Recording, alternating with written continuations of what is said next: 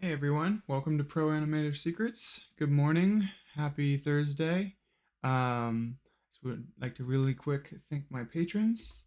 Thank you so much to Alex, Stan, Lucas, Victoria, and Eva Audu. Thank you so much for supporting the channel, everybody. And all right, good, it's working. And yeah, let's animate Spider-Man doing a backflip because that's cool. So I've been getting a lot of crashes on this scene, which is weird because I've animated this character um, before. I remember getting a lot of crashes on my old computer, and it would help when I exited out of Google Chrome. So I tried that. I think it might be a Google Chrome thing. So we'll see. So let's dive into it. Let's see what's popping. Where's my mouse? Here? Yeah, it is. Okay. So let's get out of that mode. All right. So we have another hypothesis is there may be something wrong with my camera, which I'm hoping that is not the case. Um, let's see here.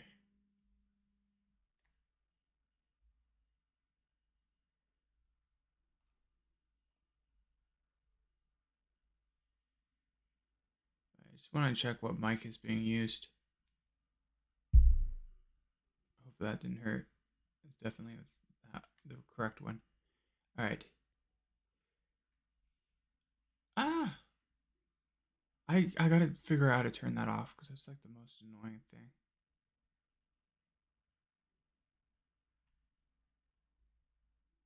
Oh, crash. All right.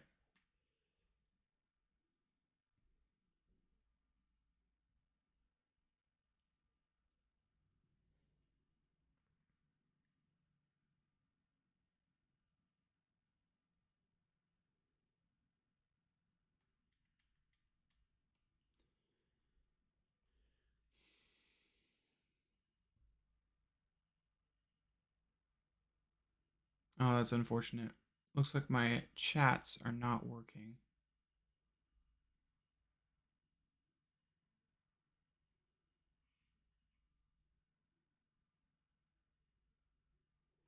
Let me see if I'm live.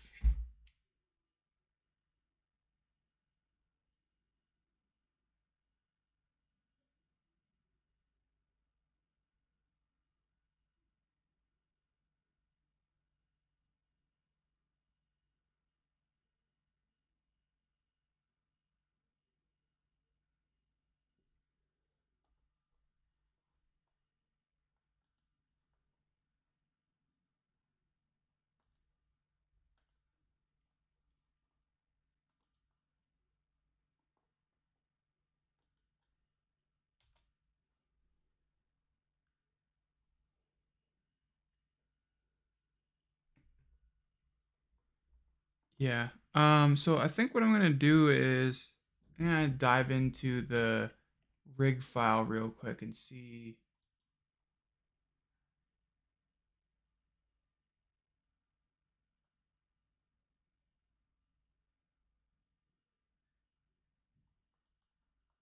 Let's see.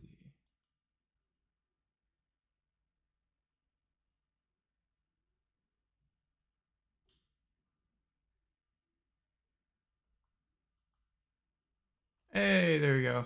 It's working now. So cool.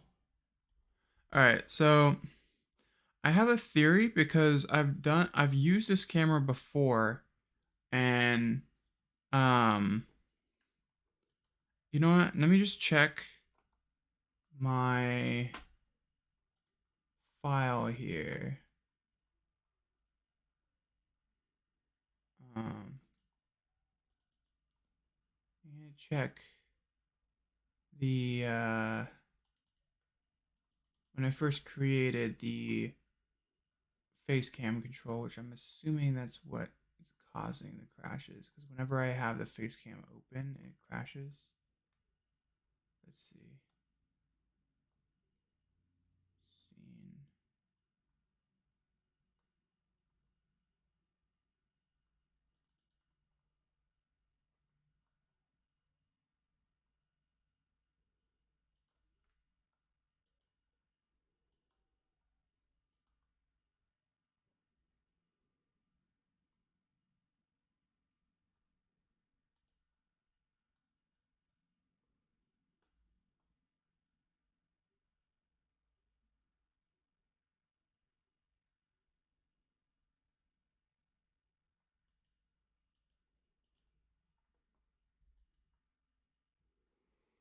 Okay, so the camera's just constrained to it, and then it has all the other bits inside.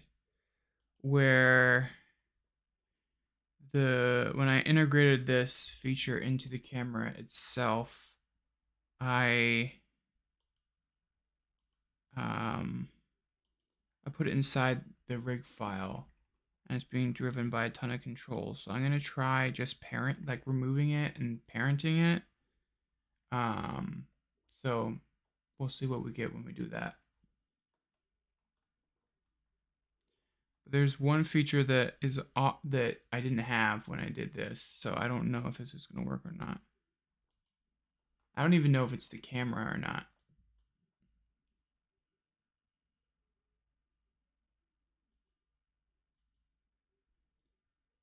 I think I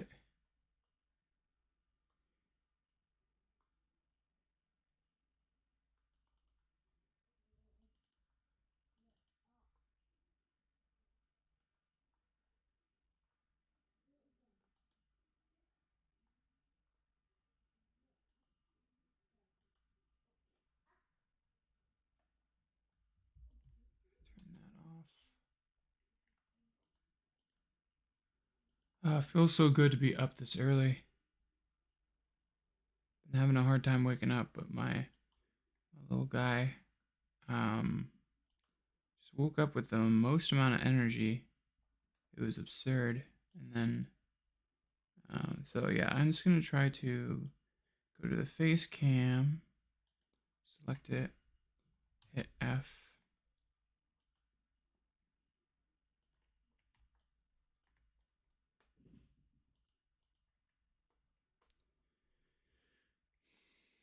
All right, so I'm just gonna remove it from all of this, put it there.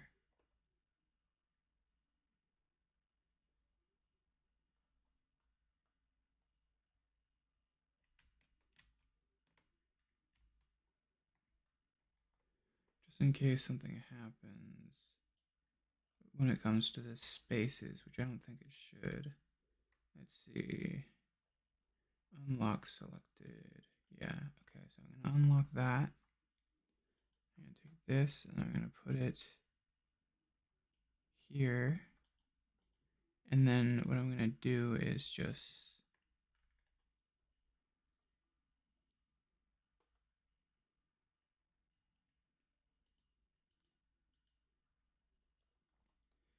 constrain it to the latest control, which is that one.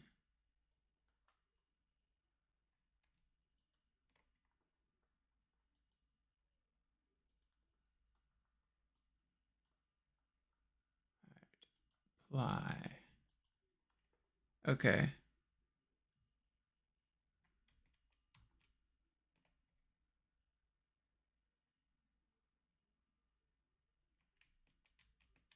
Just want to check something. Okay, so nothing. Grab it, put it in here. All right, so that's fine.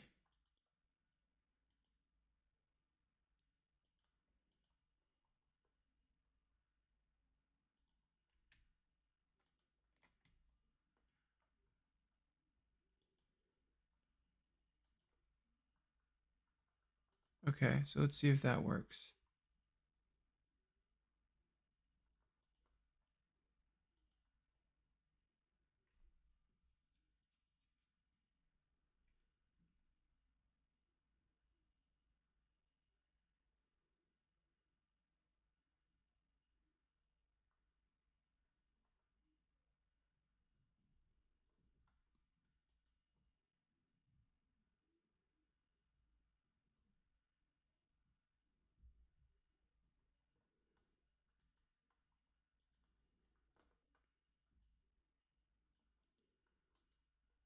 Just a theory here.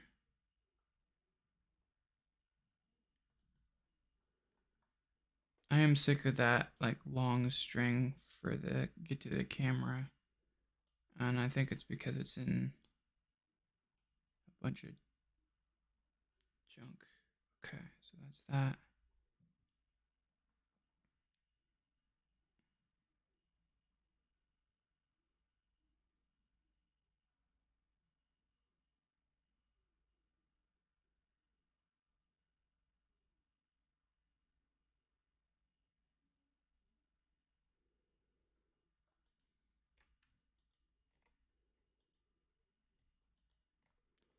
All right, let's check it.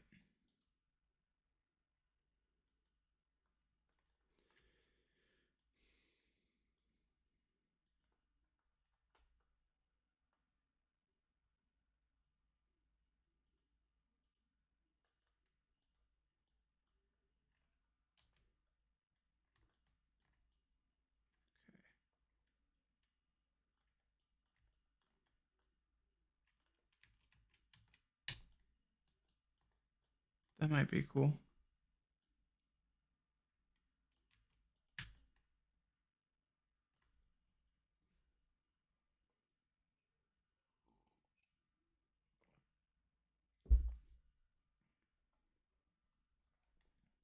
I'm listening to Post Malone. I like Post Malone. All right, save as.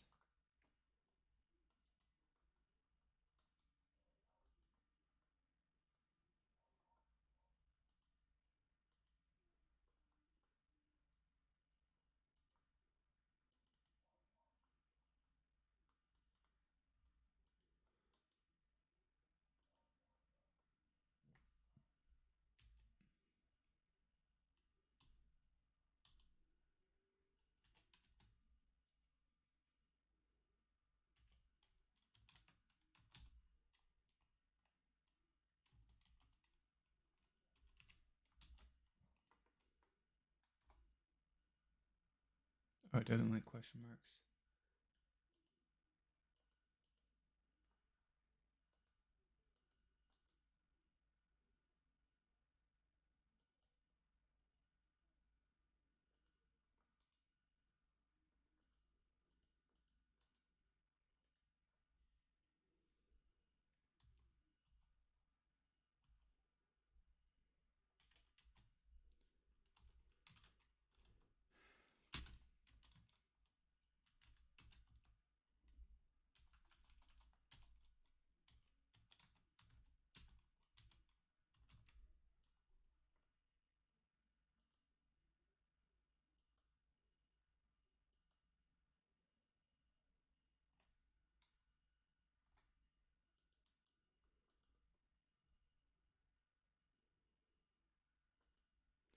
All right, let's see what happens when we. It might be as simple as having too many, like, windows open. Might be that. Hope not. Okay.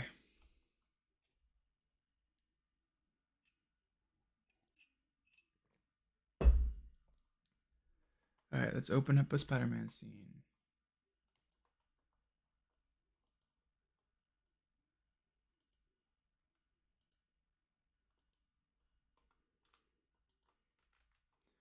I really just wanted to open the file and get going, but it, you know.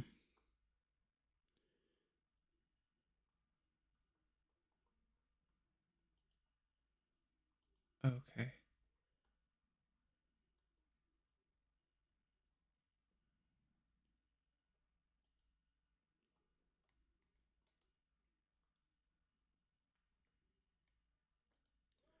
Replace.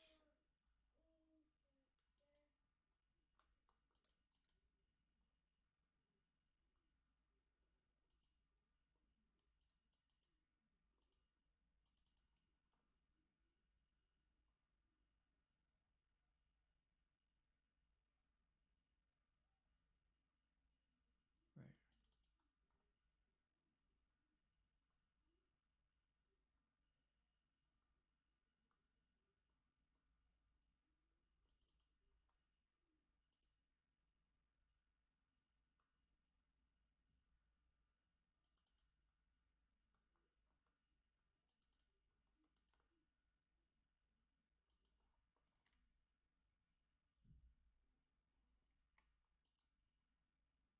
Ah, it's so much better.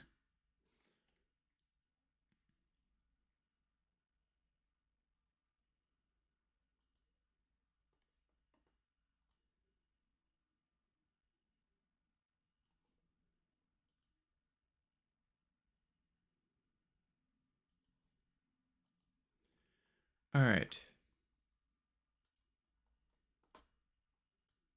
It's so difficult when you get a crash with no like crash reports or like code stuff that tell you what is going on.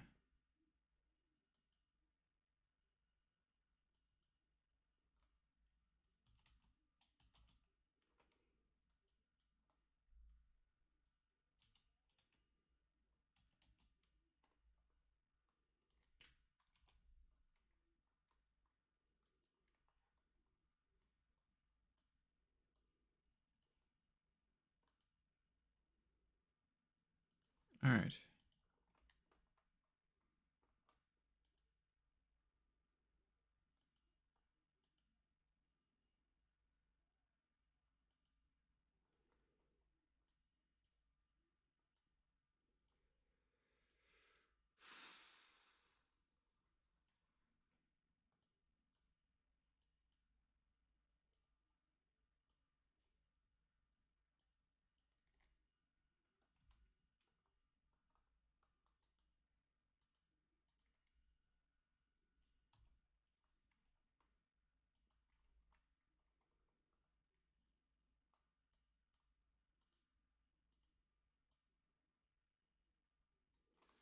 All right, so hopefully this face cam thing works for us.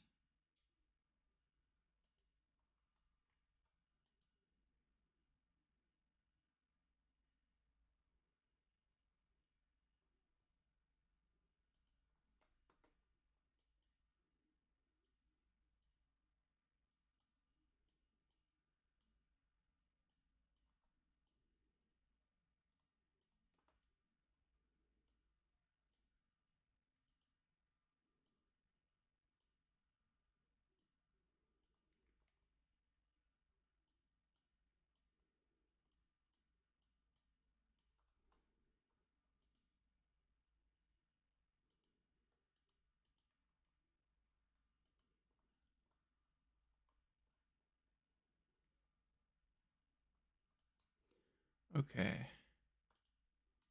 Get rid of that. This rig is so low poly, I don't know why it's causing these issues. Cool.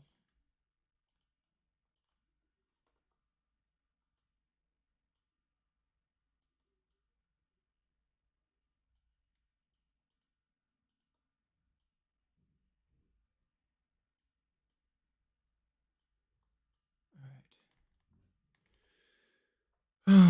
Hope this works. Say a prayer, cross your fingers. All right. I don't need that anymore.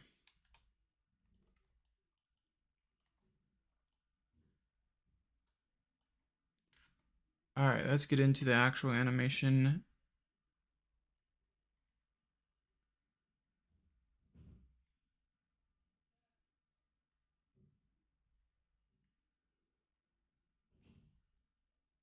Oh, right. Congratulations.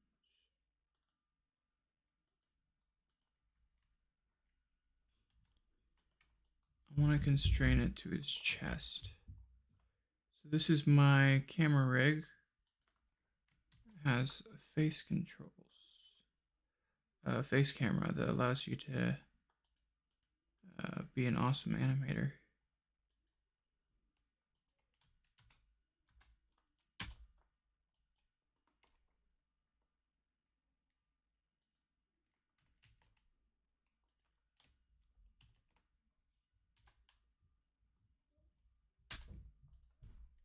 All right, cool. So now we got this. We can select this.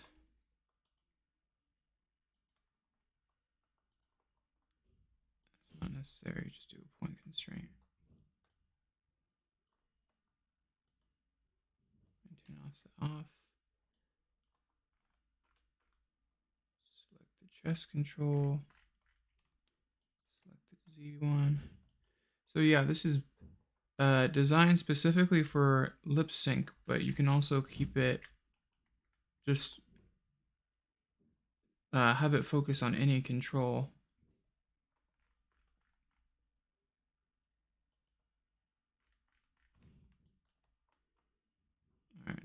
just, for the first one, you just constrain Z, and for the second one, you constrain the rest. Why? I can't explain.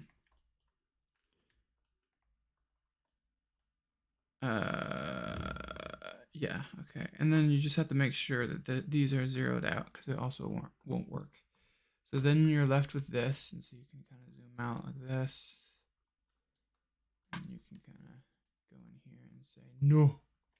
And then there you go.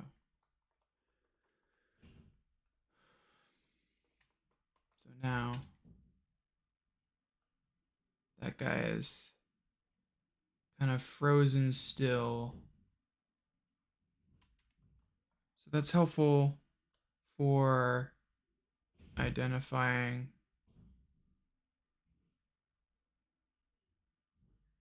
any weirdness.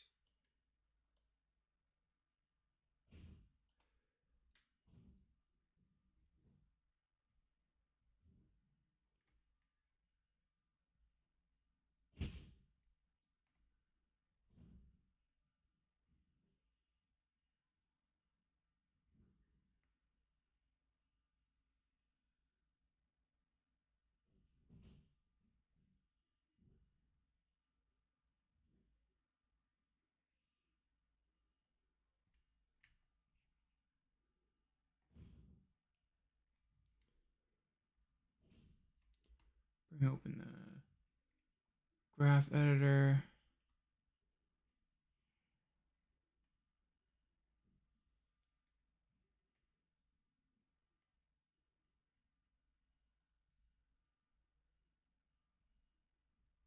Dagnabbit, there is a setting here.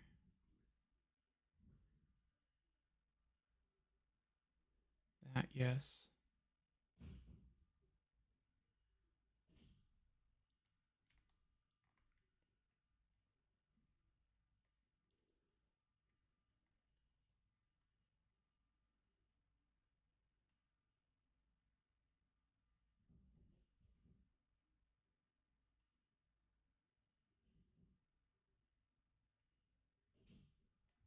Auto frame.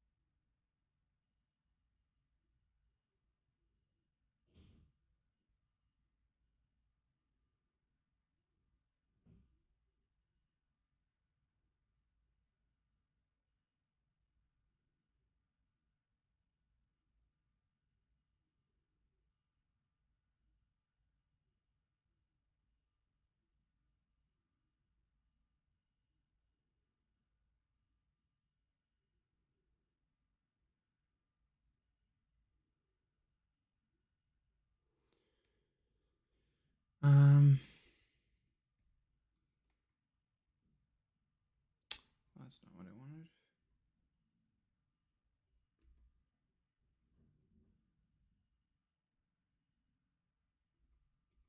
Oh, good. Okay.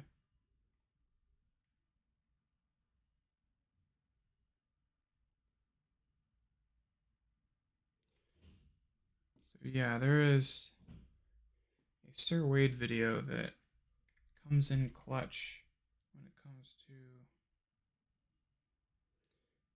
graph editor animation.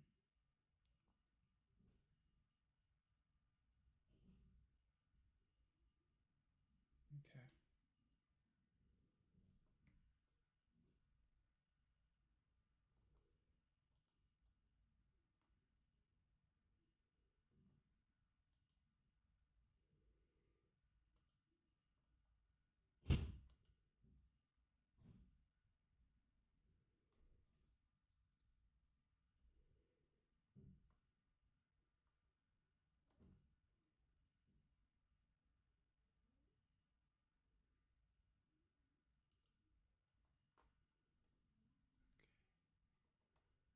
right, so okay.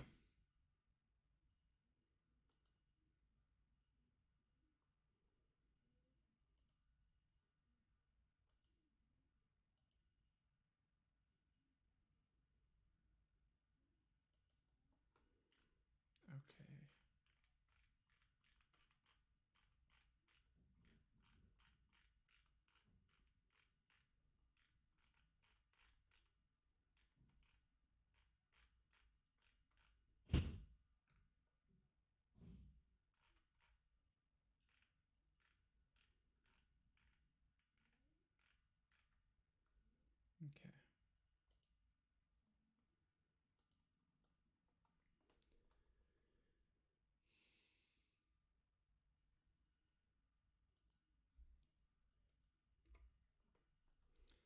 All right, I'm back. So it's this video. Let's find where he says it.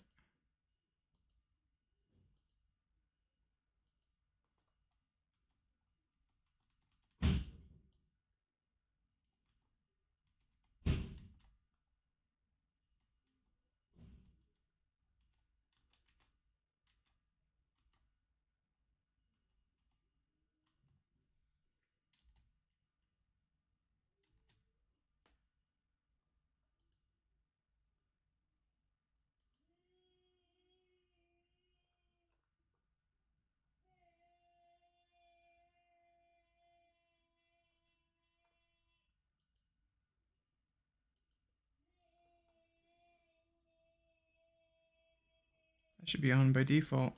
It's probably exactly what he's saying.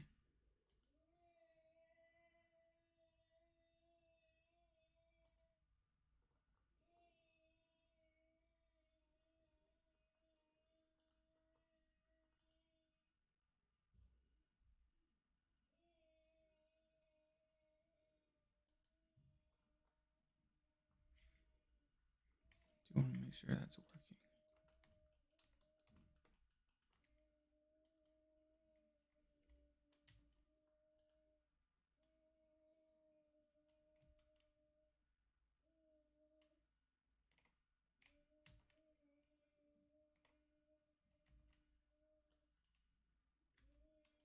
Okay, I think that's working properly.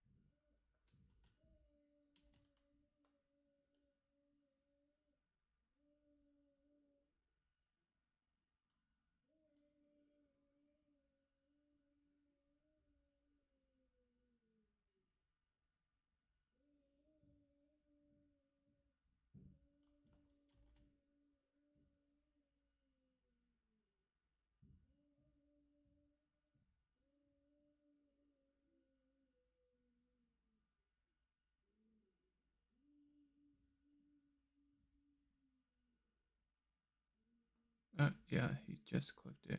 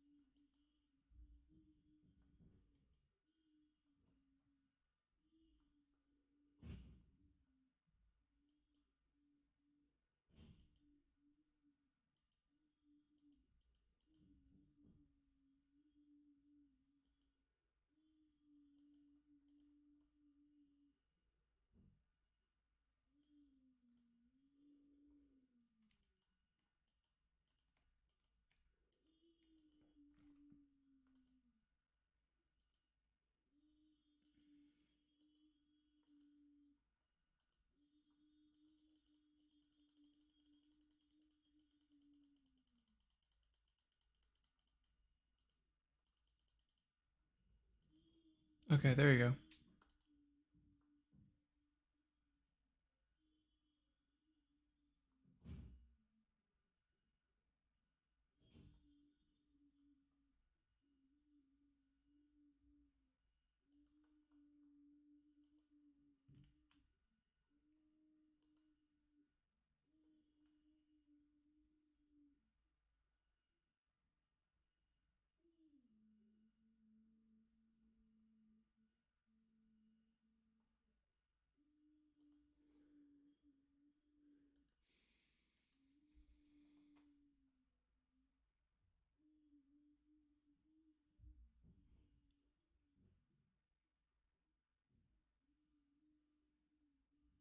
Oh, it's this. There's a bug where it turns off and on. There you go. That's what I wanted. Okay. It's on by default, but there's a bug where it doesn't work. Anyway, definitely check out this video. I've already shared it. Um,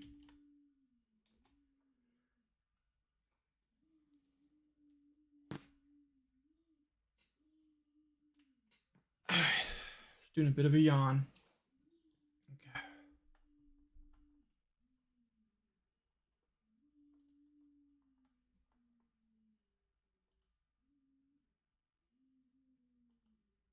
I'm just gonna assume that that wasn't the problem when it comes to crashing because it crashed like immediately when Chrome was off.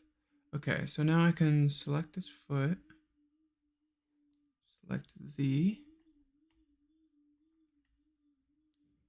go foot, and then it just jolts there.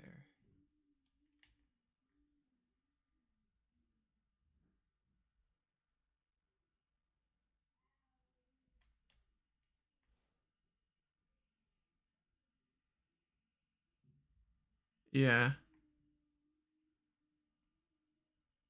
I mean, there might be like a slight speed up, but not that much.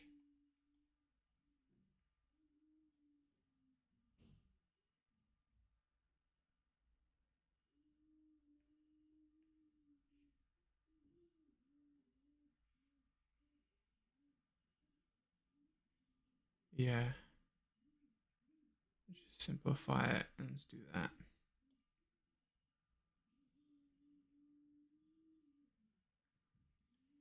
Good.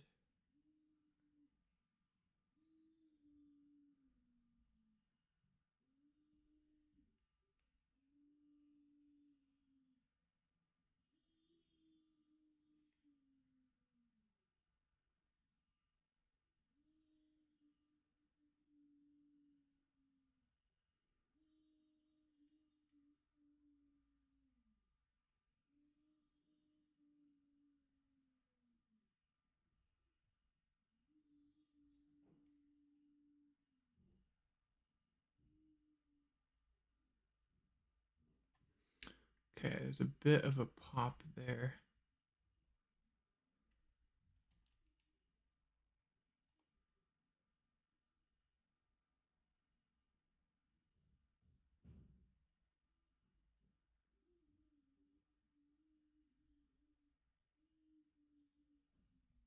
Oh, it's gonna crash again.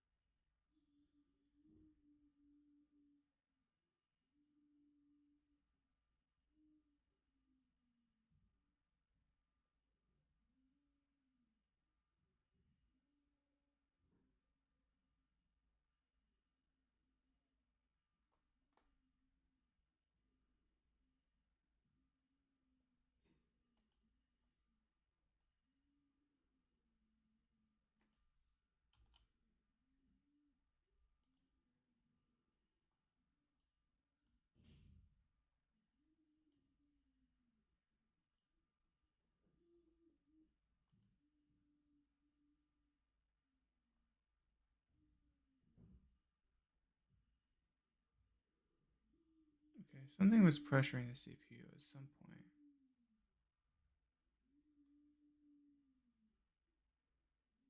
I don't know why.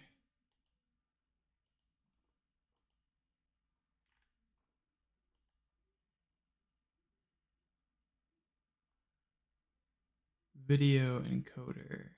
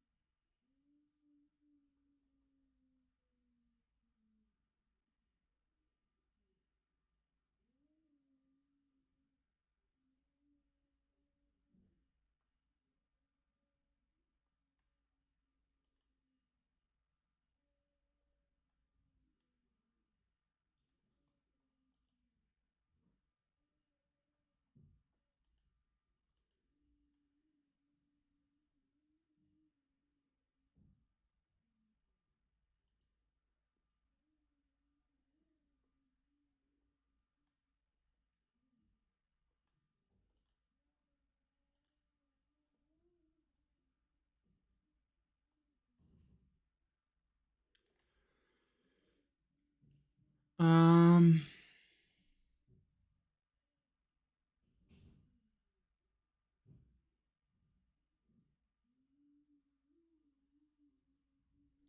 the only other thing that I can think of is because it's on a external drive and not native to my computer.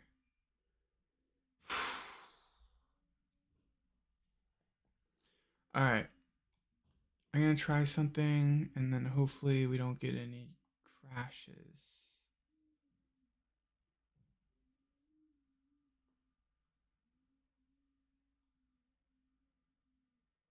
I hope that this is not the case, but we'll see.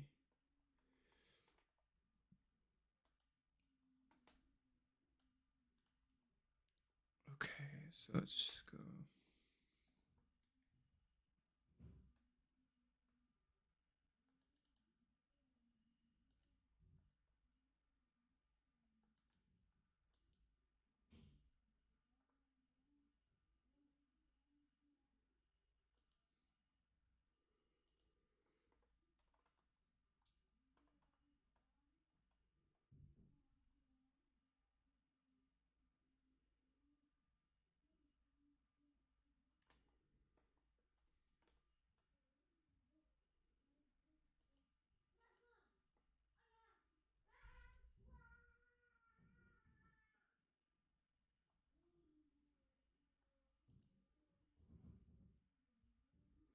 Yeah, there's a D drive that I haven't even used yet.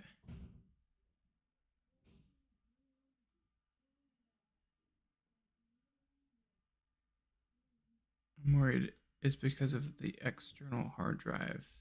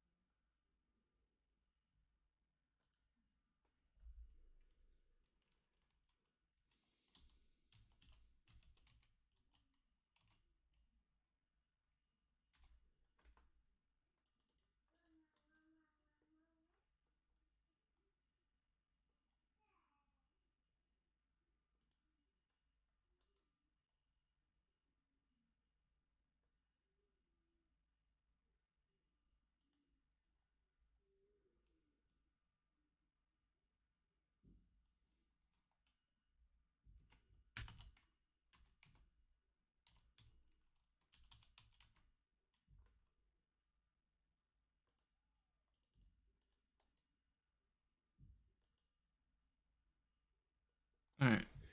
So copying the files over. Hopefully that works. We will see.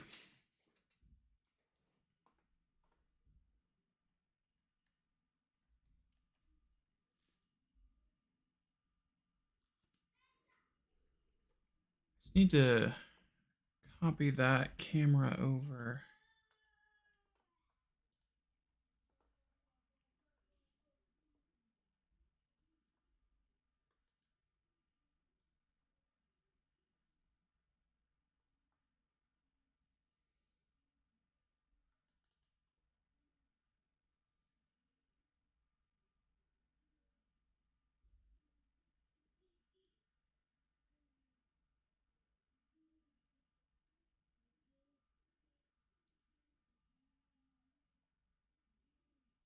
Where is the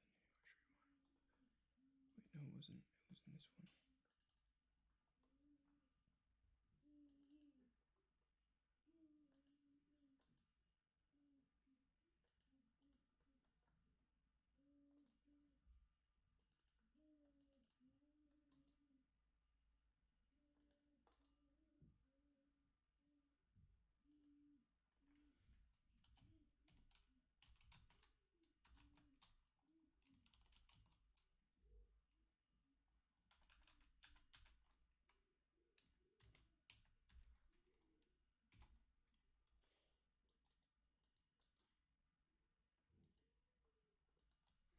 All right. So let's give that a shot.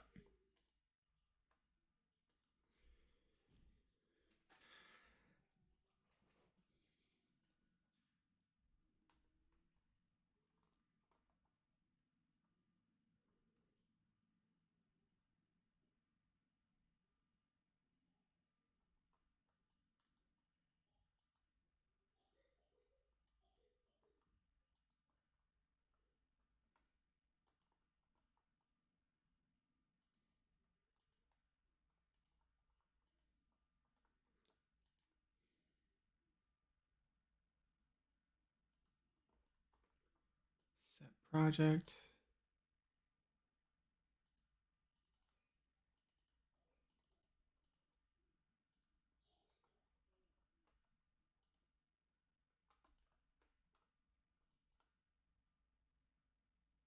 D drive project YouTube Shorts.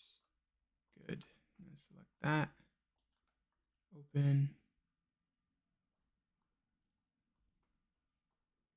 Okay. Now I want to see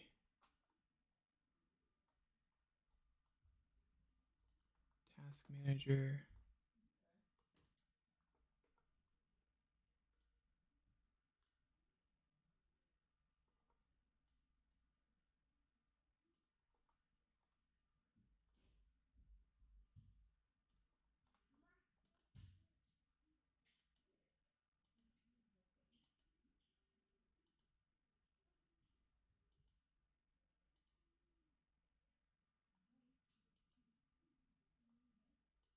Performance. Let's just go to performance. Um,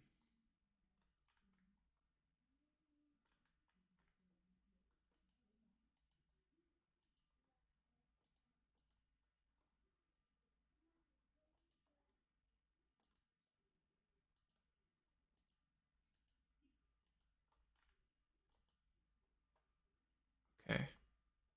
So opening Maya caused that spike. Okay.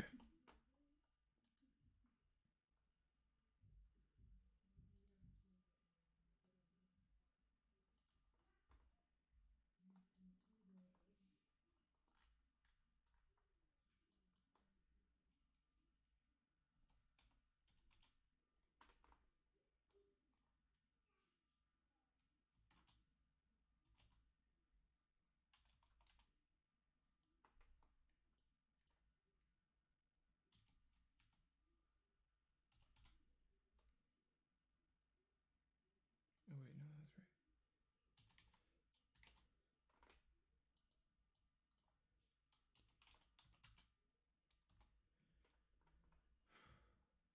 Okay, that did nothing.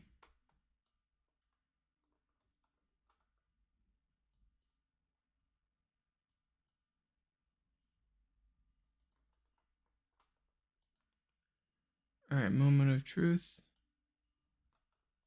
Open that up. That literally did nothing.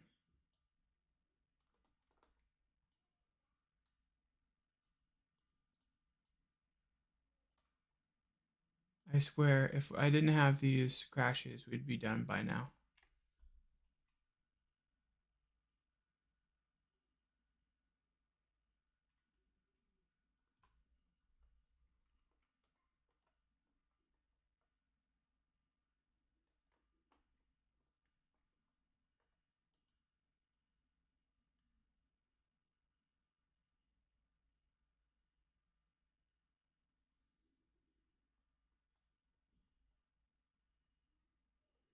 Okay, I have the old referenced camera, which I'm gonna bring in the new one just because the old one was annoying me.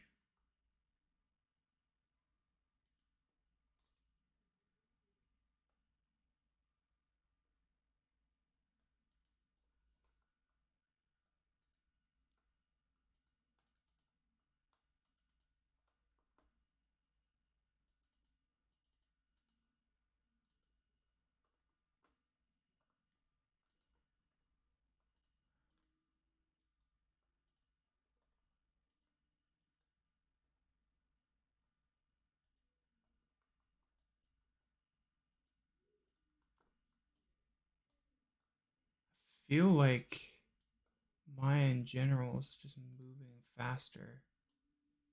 Might be just hopeful thinking, but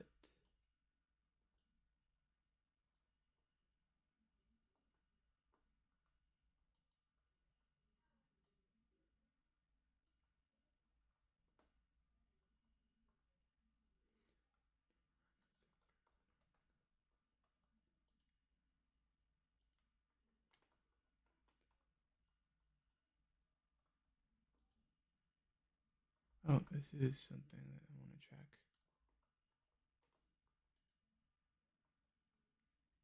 And tear off.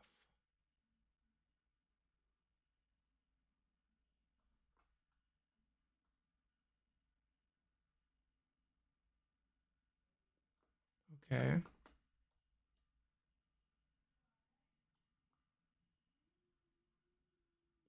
That might have been something.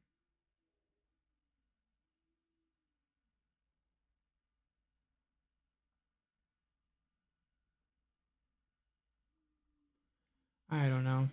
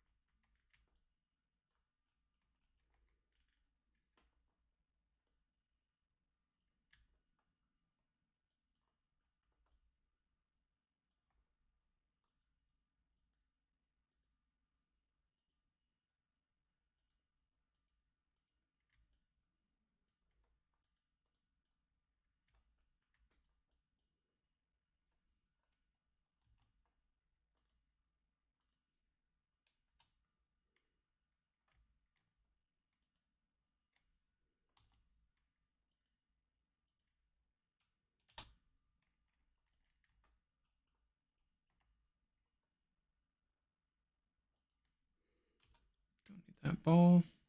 It's a render test thing.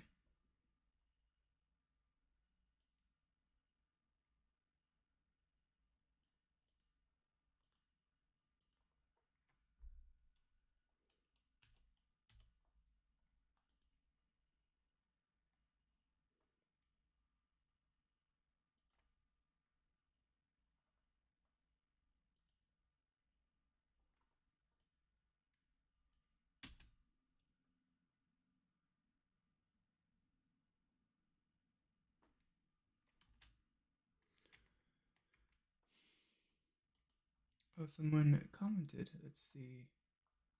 Sorry, let me open this up a little bit more.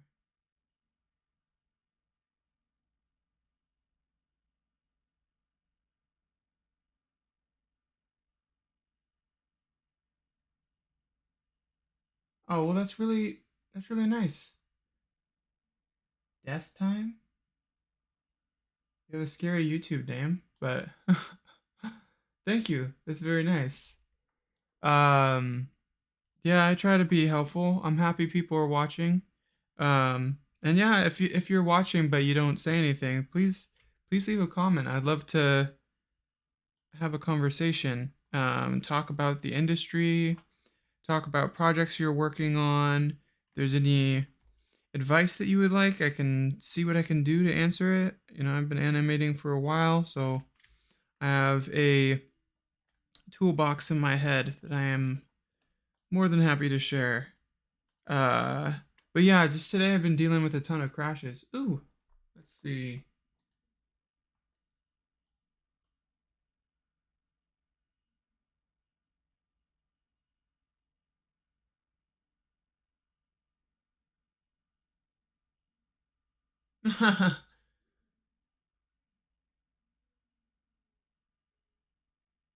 Oh, well, thank you. Thanks for all the kind words. It definitely is uplifting when you're having constant crashes. Um, but thank you. I hope I'm underrated. Let's see here. Yeah, you guys putting a smile on my face. Let's see. It's always defaulted to that. Um, point constraint.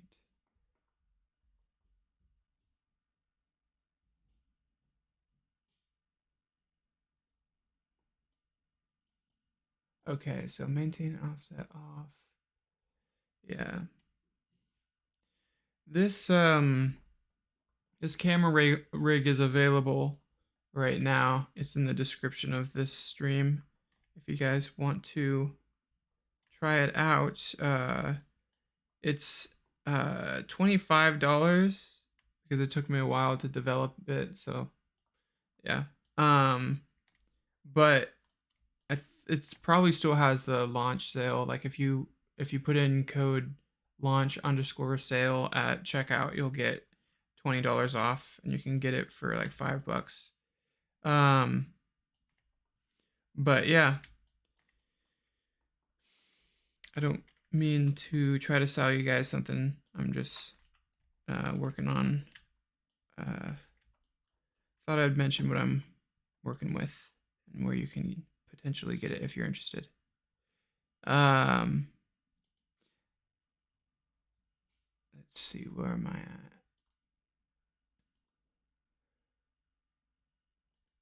What I'm working with is this is a face cam, which animators, I've been animating for 10 years or a decade. Um, and I've been always struggling with this annoying thing where like you have to chase around the lip sync and everything. Um, but with this camera, like whatever you constrain these controls to will stay in place when you look through the face camera. So that this guy has no face to animate, but I do want to keep him in screen space. So when he's really tiny, in the beginning, he maintains his same size, and it just kind of keeps him in place. So I find that helpful, and I hope it is helpful. It might be the Anim School picker that's crashing. Um, Hopefully not. The Anim School picker is one of the greatest tools.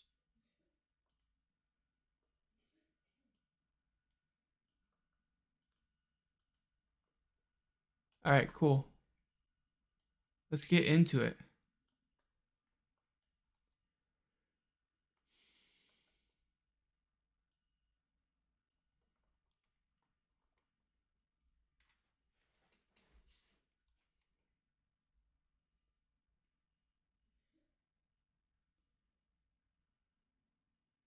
All right, so let's dive into it.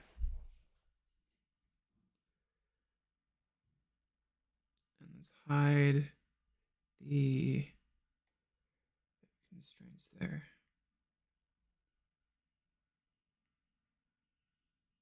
Okay. So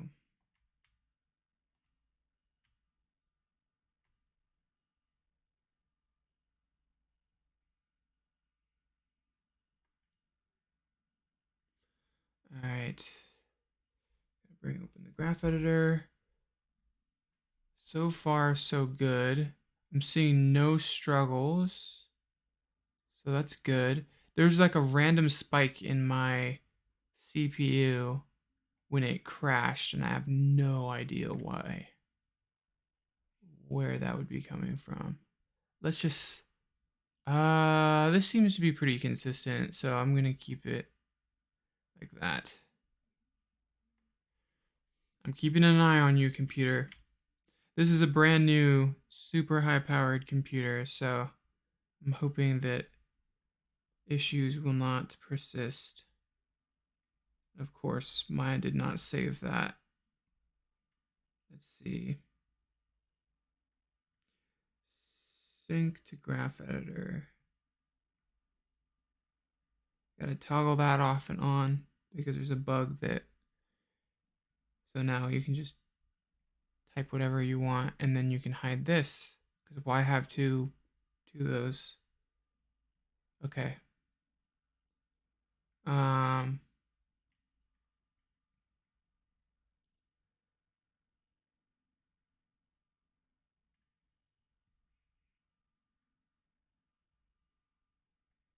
Okay.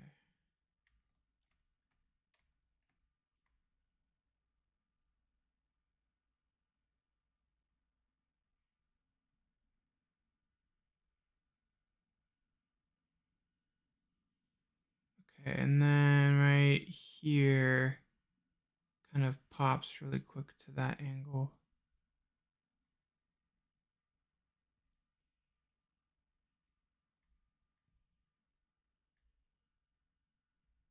Let's see.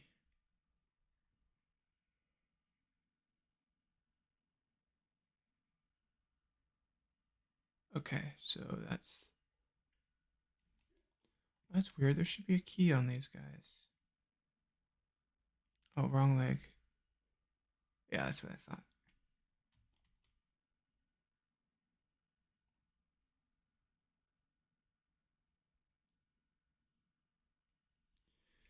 Okay, so that's going.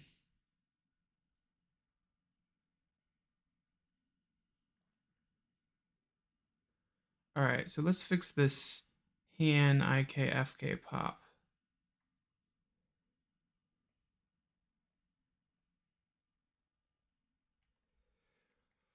Okay, so let's go in here.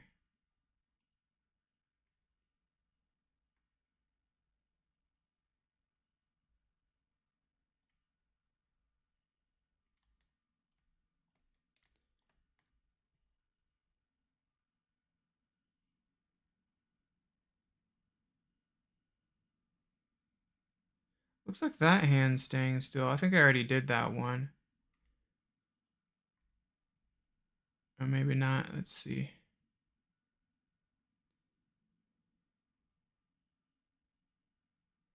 It's a funny frame.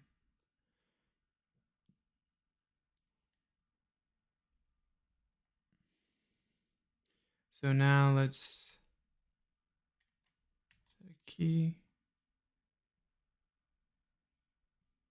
That scared me a little bit. Froze for a second. So far, so good.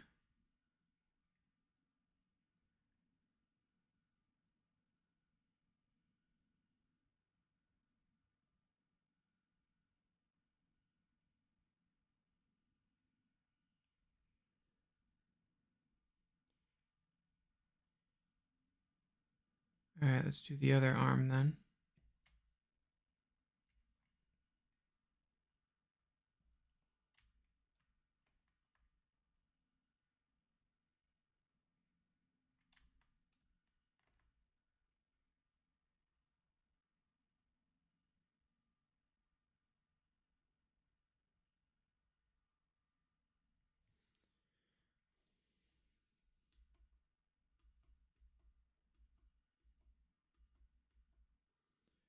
Look here.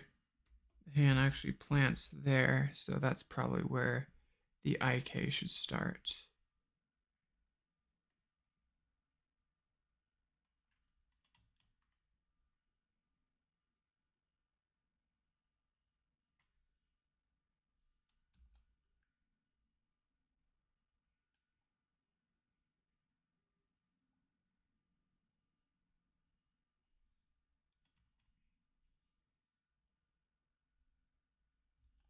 All right, so he's reaching for it.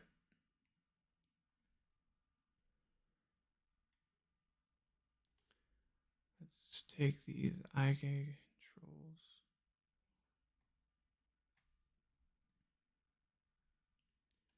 Snap them over here.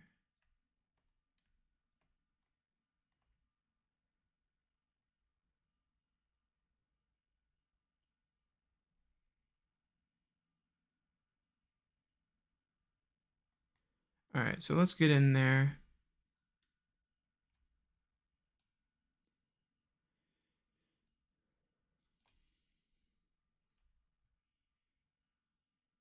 See, I could have constrained it to the hand, but I've already done that kind of.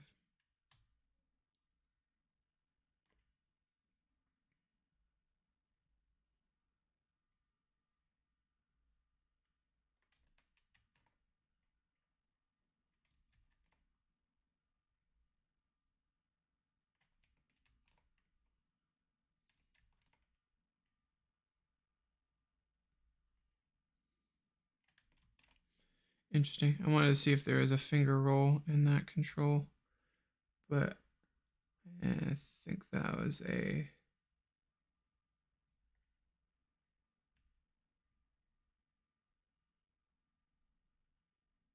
long shot. All right. So still no crashes, so I think we're good. I think we're out of the woods.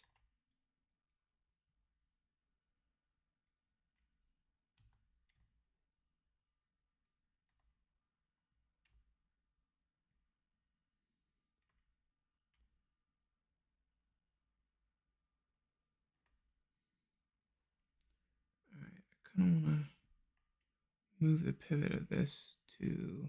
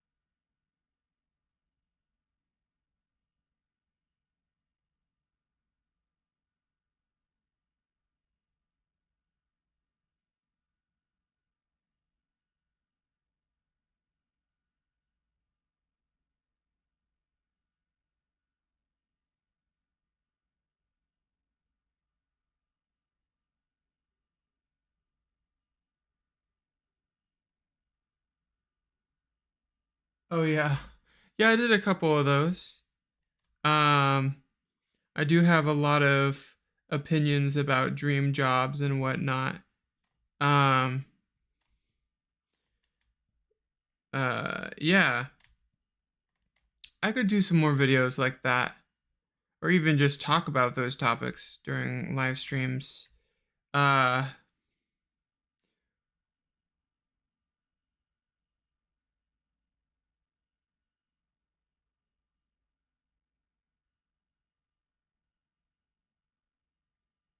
Oh, for sure. Yeah, I mean everybody has their preference of what type of content they like. I didn't get too much traffic on those videos, so I thought that there was no interest out there. But that was when my channel was smaller. So, yeah. Um I would like to even go like even broader than that and talk about like the state of storytelling in general and like maybe like cultural impacts of modern storytelling because I'm kind of obsessed with not obsessed, but I am passionate about the hero's journey and how important it is to tell that story to people growing up. I feel like we're missing a lot of that uh, hero's journey that is seen in the I think was it Joseph Campbell? Not sure, but yeah, um, I could talk about stuff like that. Oh no, please don't crash.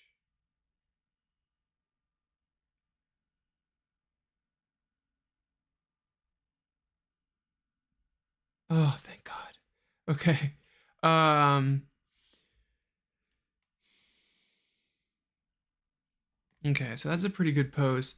But while I was thinking about crashing, I'm gonna save. There we go. Incremental save. Yeah. Well,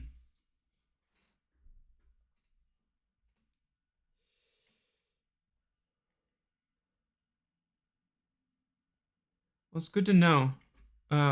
People actually like those videos.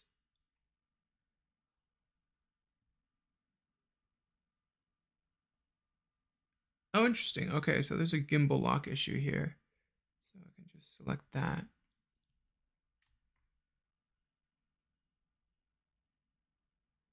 Let's see the Euler filter.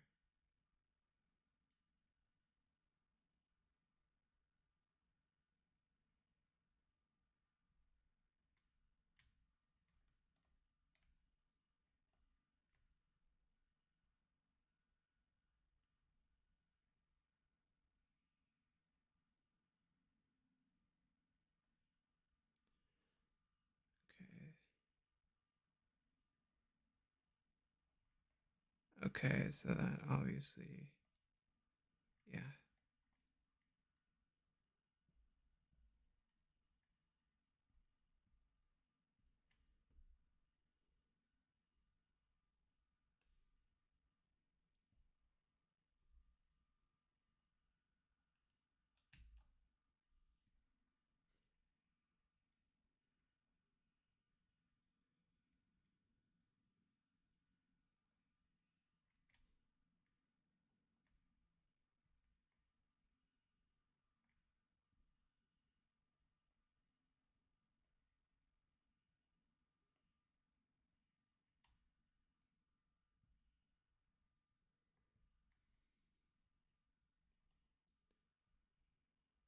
Okay, so that's kind of bugging out there. Um,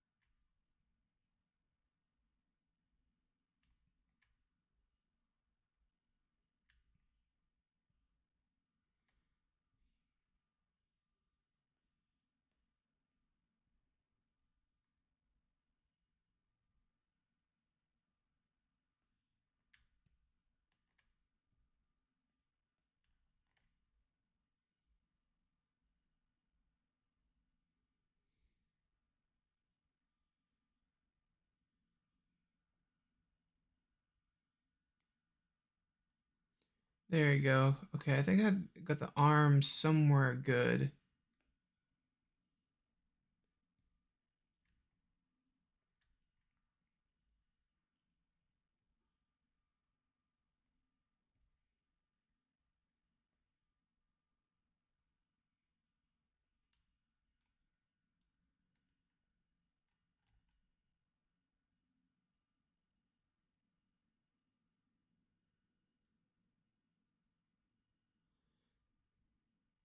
Yeah. Let's see. What type of topics would you want to hear about? Um, no, Sir Wade had a lot of cool videos about his time at DreamWorks, um, and stuff like that. Um,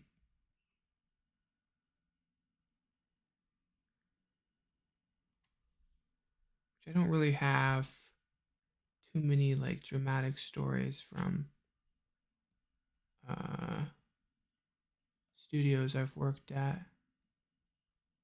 Maybe just nothing's coming to mind.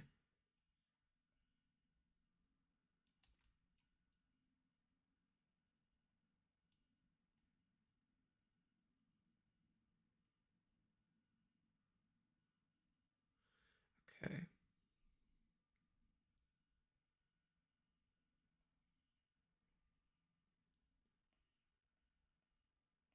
All right, now I gotta fix those legs. They're looking weird right around here.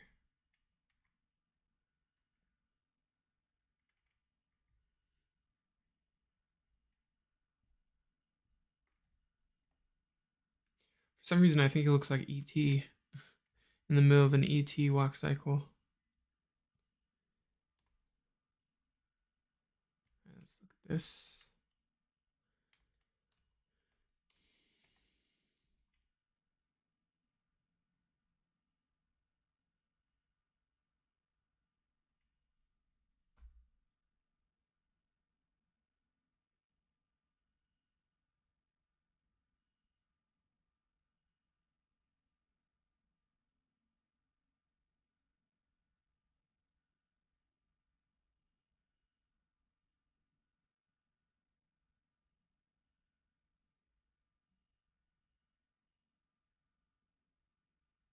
Yeah, yeah. 3D programs are intimidating.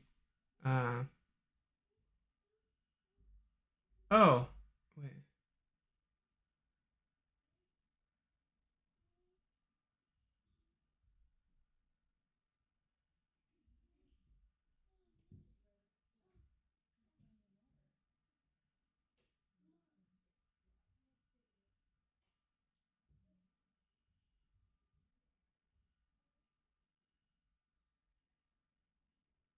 Yeah.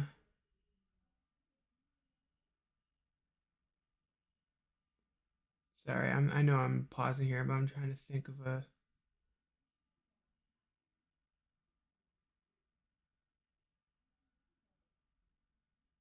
Oh, so a video about how 3D programs are intimidating at first. I could definitely do that. Like even for professionals, like a Blender user would say, I open Maya for the first time, look at it, and I'm like, nope, and turn it off. And then a Maya user says the same thing about Blender. So like even hopping from program to program, it is pretty intimidating. Um,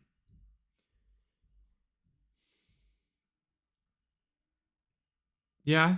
So like how to break into the industry stuff. That's definitely things um that's definitely stuff that student animators are very curious in, and I know that there's a lot of students, so maybe I should make videos like that. I have a couple videos like that, like um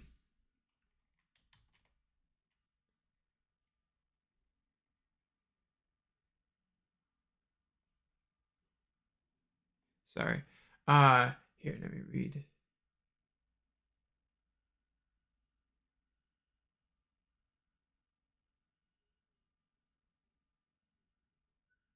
Okay, so that's good to know. Yeah, I forget that there's a huge audience that are like going to school, and so they have a lot of resources when it comes to learning um about animation, but maybe they just want to have a professional's advice on how to break in. So definitely look into that, see if I can.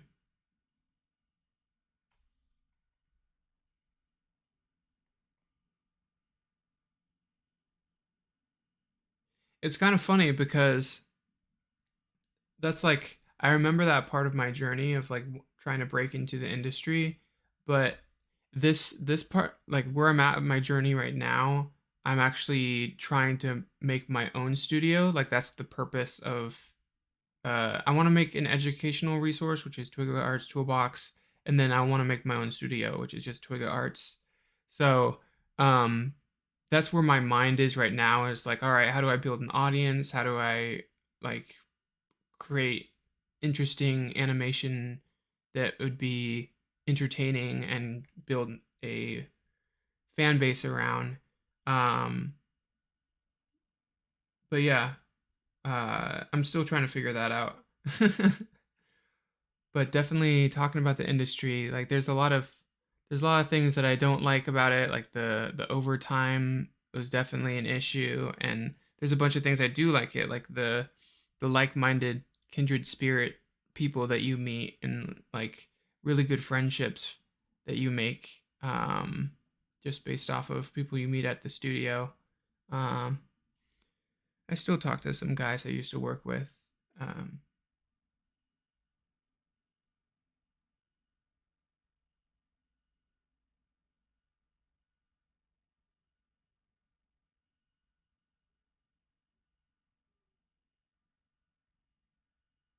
Yeah, dude, that is a good topic. Self-doubt, like even people in the studios that are like I still deal with self-doubt. Like it's almost like a process in the animation. Like there's like around the blocking phase where things are looking kind of ugly, that the self-doubt creeps in almost every single time, and I'm like I just need to trust the process. Like I know that this is just a phase, and there's a uh what's it called, there's an expression I was trying to think of, but there's like yeah, it gets better. um but yeah, self-doubt is really difficult for creative people because inherently um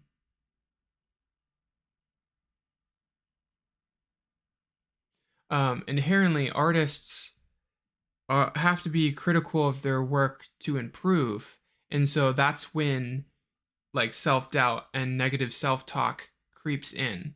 It's like, oh, I'm just being critical, but you have to watch it. It's like, am I being critical of what I'm looking at, like the drawing, the animation, or am I being critical of myself?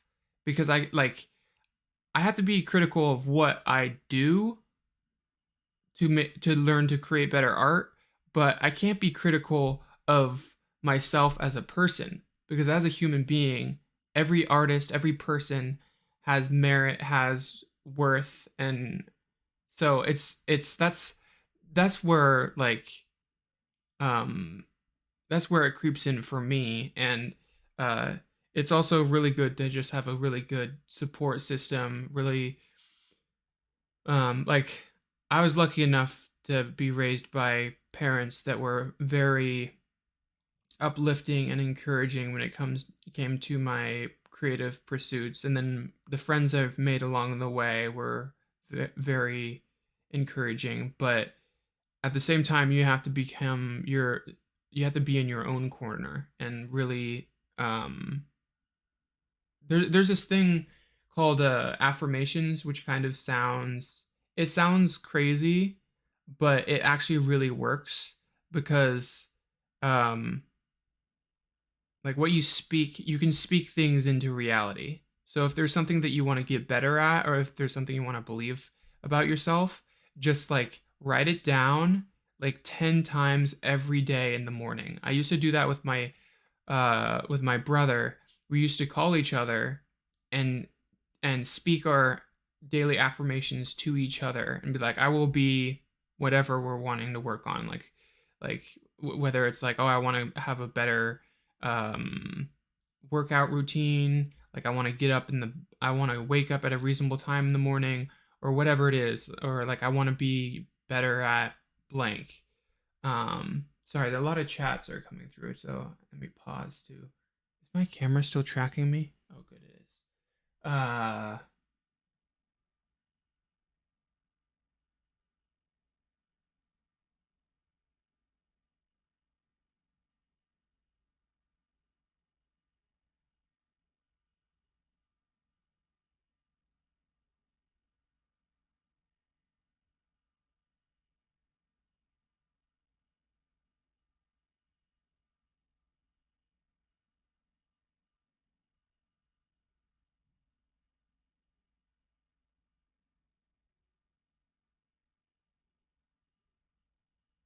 Oh, congratulations.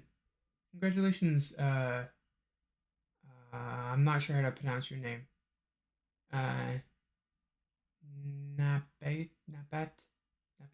I'm sorry. I'm terrible. I'm gonna try because I think I used to think like, oh, it's disrespectful if you butch someone's name when you're trying to say it, but I think trying is actually a nicer thing to do. Congratulations on getting a apprenticeship 6 months ago. That's awesome. I hope that's going well for you.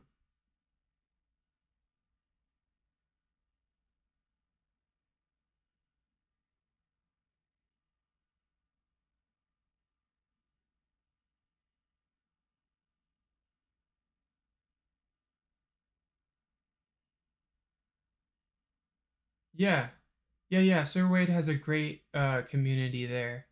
Um, yeah, for sure.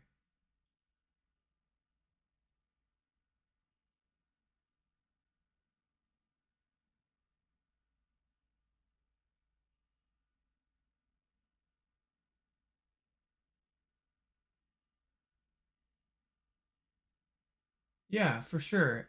Definitely check out Sir Wade's stuff. There's definitely a reason why he has so many subscribers and a big following. It's because he consistently puts out um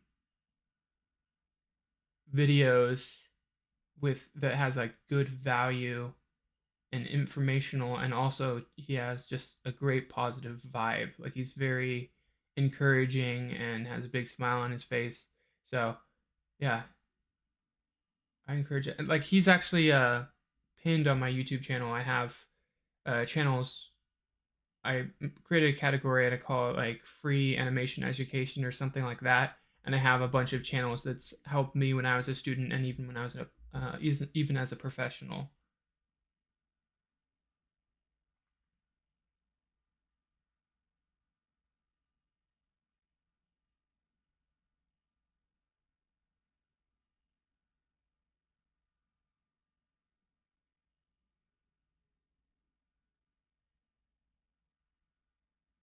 Yeah, for sure. I'm actually pretty new to Discord. But I'm a part of a couple communities. Um, yeah, I'm a part of a couple communities.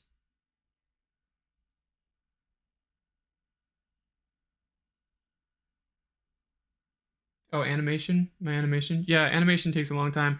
I would be done by now if I didn't have so many crashes. But let's see. Yeah, I definitely should make a Twiga Arts Discord for you guys to come into. If is that what you're recommending? Death time? Anyway. Let's see. Did I miss anything? Yeah, let's see. All right, I want to watch the full thing. All right, the playback is probably going to be garbage.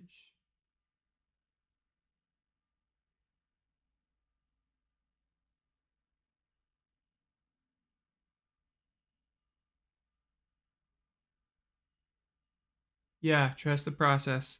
It's a yeah, trust the process, and also um it is good to have people that you can open up to and be like, man, I'm just not in a good mood today. Or like I'm like I'm struggling with this, and like I'm not feeling it. And then like that conversation, if you trust that person, can lead to like, encouragement, and then you might sit back at your desk like like on fire or on cloud nine. So yeah, definitely trusting the process is it's a hard thing to remember when you're in it, when you're in the fog, when you're in the like weird phase of animation. You're like, oh, it's just not working right now. Um, yeah, I just want to say thank you guys so much for commenting. Like, I think Thursday's the day for some reason. People tend to join. Um, Thanks for commenting and encouraging each other. Like, I want this channel to be a community. Um, let's see. I'm gonna zoom in here.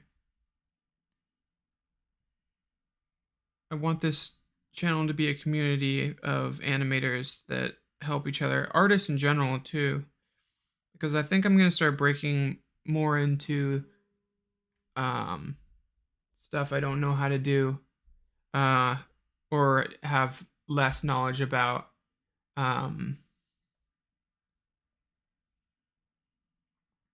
let's see. Let's just end it there.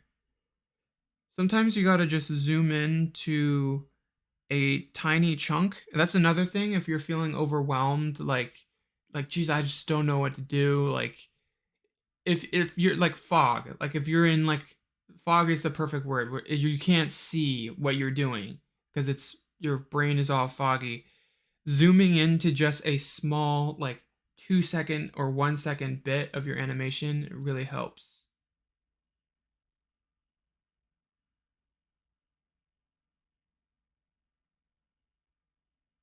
Yeah, that was my first game that I worked on.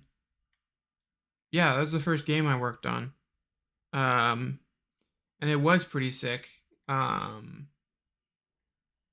it was really fun because the guy that created it was more of a artist, and he had like a vision.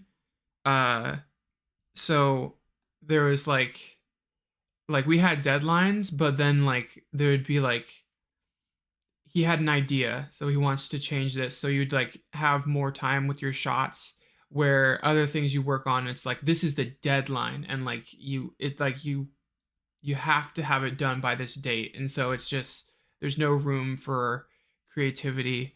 But at the same time, you do learn a lot. You do there is that is not true. There is space for creativity.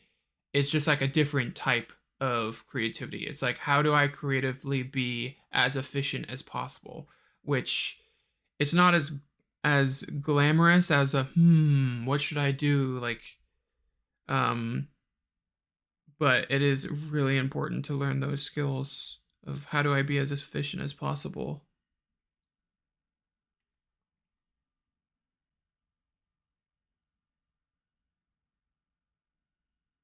Yeah, yeah, Death Stranding was it was definitely I love Norman Reedus from The Walking Dead. I was a huge fan of that. Used to watch that with my mom. So it was really cool to be animating his like motion capture stuff. Uh it was a pretty epic thing. Um but we did get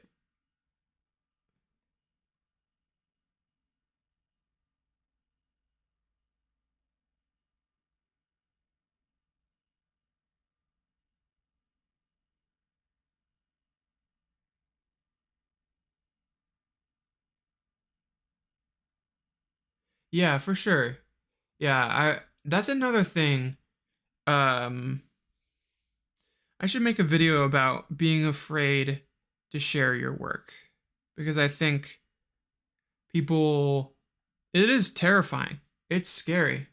Um but yeah, like I Sorry, I'm kind of bouncing between two different comments topics. But from the Norman Reedus working on the Death Stranding stuff, um, that actor has like a kind of introverted, calm, cool demeanor, which is why I love him as an actor, and especially in The Walking Dead, and even his performance in the game was awesome. But when it comes to animation, trying to animate like facial mocap and trying to like get the key poses in there when someone is just like mumble like this, like every word he says is just like through his teeth, and it's like you can't even track his jaw going up and down, and it's supposed to be as close as possible to live action because it's motion capture, and it was just all of us were like, oh my gosh, Norman, open your mouth please. um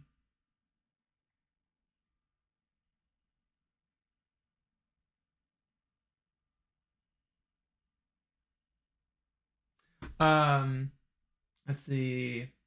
In flipping, spinning shots like this, it's better to use local axes for FK limbs. Yeah, local as in in in arm space or shoulder space, or and not in world space. I think that's what you mean.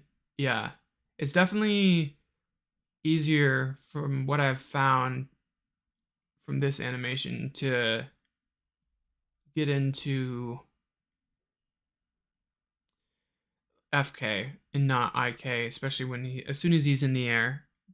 So you have to deal with switches, which once you realize that you just turn the switches on and off at the moment of like the big gap where like the his his arm is traveling the furthest distance, you can't even see the switch. I used to like try to when I was a student, I used to try to switch the IK FK switch when uh like on the ease out because I totally didn't understand why. I was like, oh, it's on the contact, like when they touch the thing. But that's when their hand is like slowing down, and you don't want to hide a switch there. You whenever they're whipping your arm, um, yeah, the big gap. That's what they call it, I guess. It's the best place to hide the switch. I mean, if someone's jumping, then the moment of contact is where the switch is because they're falling, and right before they hit the ground is that's the fastest they'll go. So that's where they're but if they're just reaching for something on a table and their hand is like slowing down to grab an object, that's not a good time to do a switch. Um I don't know if that makes sense. Wait, is this still tracking me? It is. I could have stood up and demonstrated what I was talking about. That would have been funny.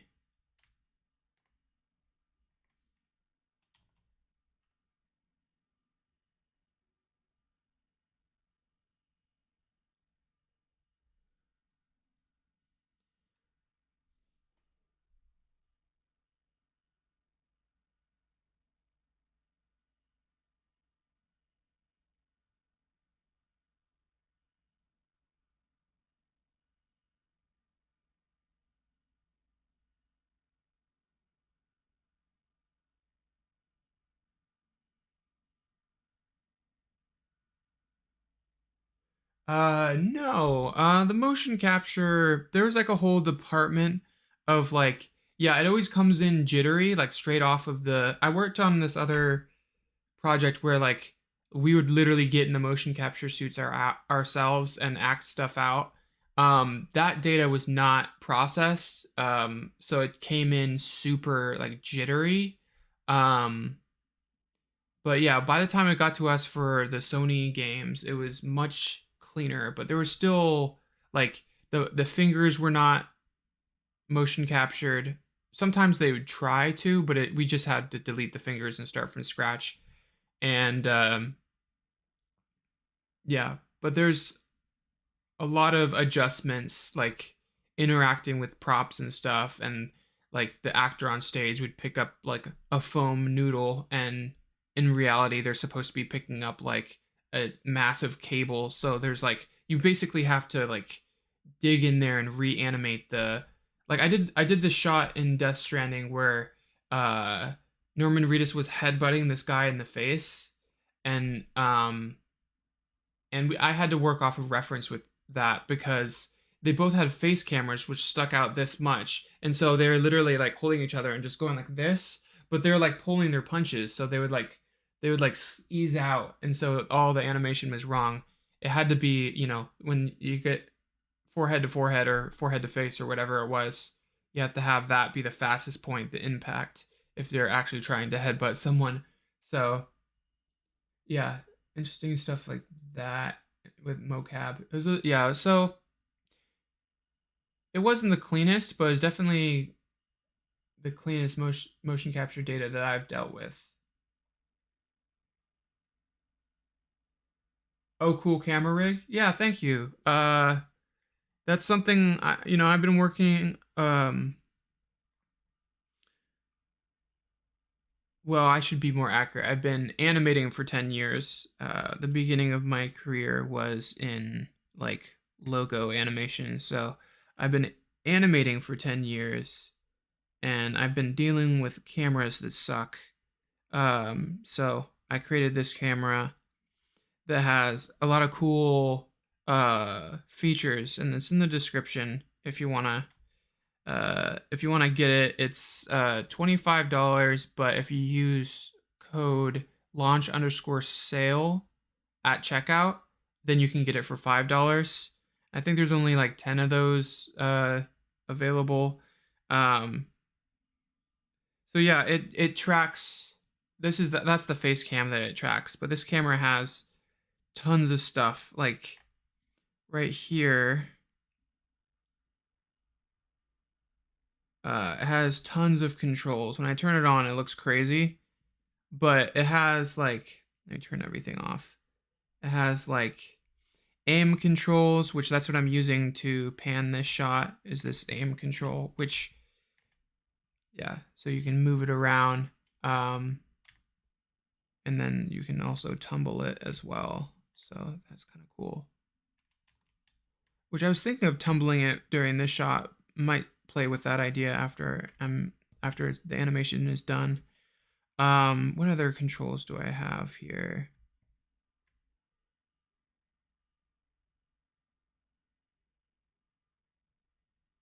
Right, clipping plane, that's not too exciting, but it's still helpful. I ran into this a lot in the industry is like there's like the clipping planes is like a value that you have to dial in. I just always want to see things visually. And then like if you need to for some reason, you can like constrain it to something so it never like if the camera is really close to the ground or like even underneath the ground, then you can animate like constrain this to the floor plane, and then you can do like subtle movement without having to dial back stuff. Um if you're dealing with a really tight set or something like that, or geometry you can't just hide. Um, uh, I'm assuming you guys know what let's see.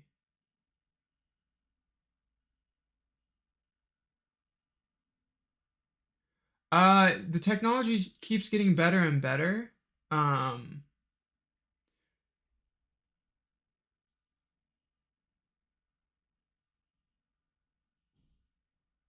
yeah, gimbal lock is a hell of a thing. There's so many ways to so many solutions to gimbal lock. Like I'll go into that in a second, but let me see. Wait, did I show off all the features? Let's see. Uh, clipping plane. Oh yeah, the focus thing is pretty cool. So this inner control here, that's the focus. So wherever you put that, that's what's in focus. So you can just constrain that to a face. But then I have a rack focus control that you can animate. So you can just like take one of these controls and stick it to like constrain it to another character's face, and then the animator can control the timing of the actual rack focus speed like that. Oh, that It's too fast. So you can have it go like that, and it'll rack focus between. I've used that once for the Neo tree animation, and it worked. It worked perfectly. So it's a pretty helpful rig. Let me select this guy. Here you go. Turn that off. Then focus, lens controls. Yeah, the lens control is pretty.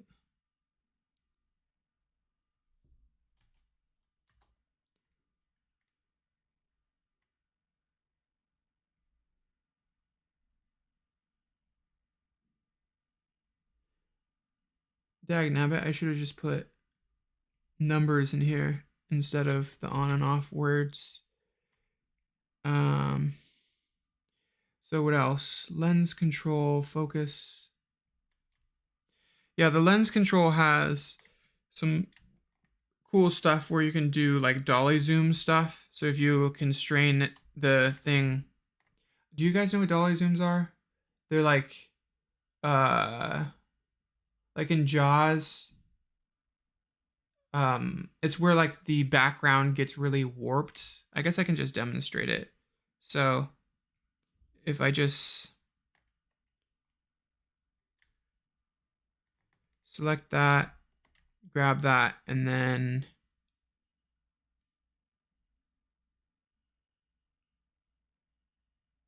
yeah, you parent the this to that, and then when you grab the camera control, uh oh shoot, you won't be able to see it because it switches with my mouse. I guess I can just bring this down here. Yeah, I'll just move this guy over here.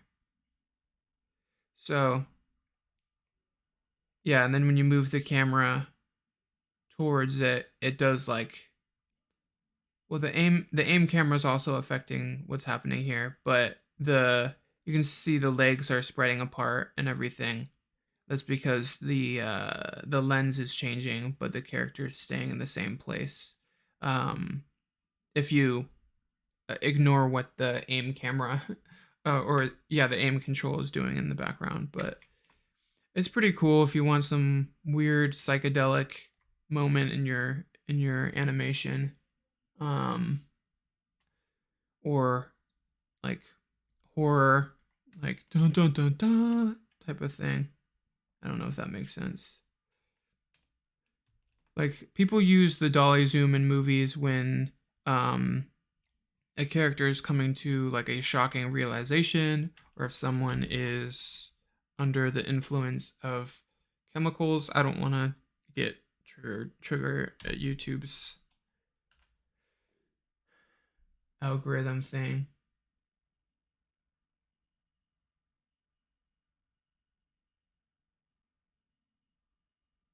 Yeah, yeah. I think, like you said, with the motion capture suit, like, it's been how many years has it been? 3 years since I worked on that game. No, 4 years. I think it's been about 4 years since I've worked on that. So that's 4 years of development in that technology. So I'm sure it's gotten a lot better. But um, yeah, I wouldn't be, especially with the advent of like AI, that might go in the process of cleaning up the data for it not to be jittery. But it always needs a human's eyes, the human's touch, because you can't fix the things that I talked about before, like when the actor picks up a foam noodle, and pretends it's like a heavy thing. Like, I don't know if that makes sense, but yeah, you can't fake that.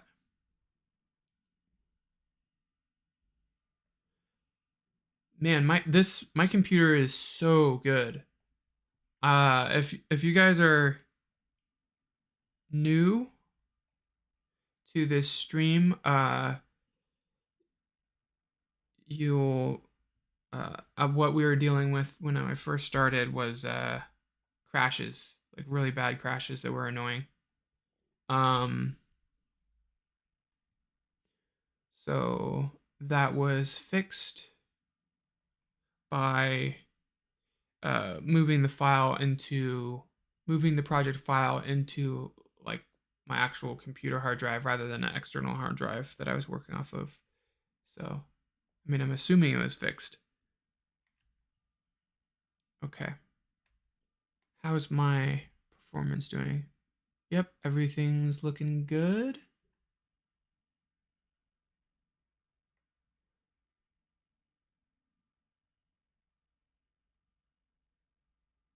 Yeah, gimbal lock. One thing that I haven't done, but I can do easily if I just use Animbot temp controls, if I run into gimbal lock, is what you can do is you can have nested controls. If your rig doesn't have it, you can get Animbot and make a temp control, and then you can nest like child controls within it.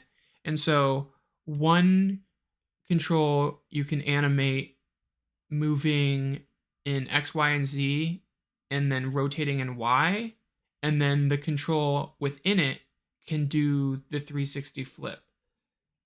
So that kind of prevents gimbal lock because the Y rotation of him like turning to change directions is being taken care of the parent's control. So that's usually what I do when I run into gimbal lock issues. Um,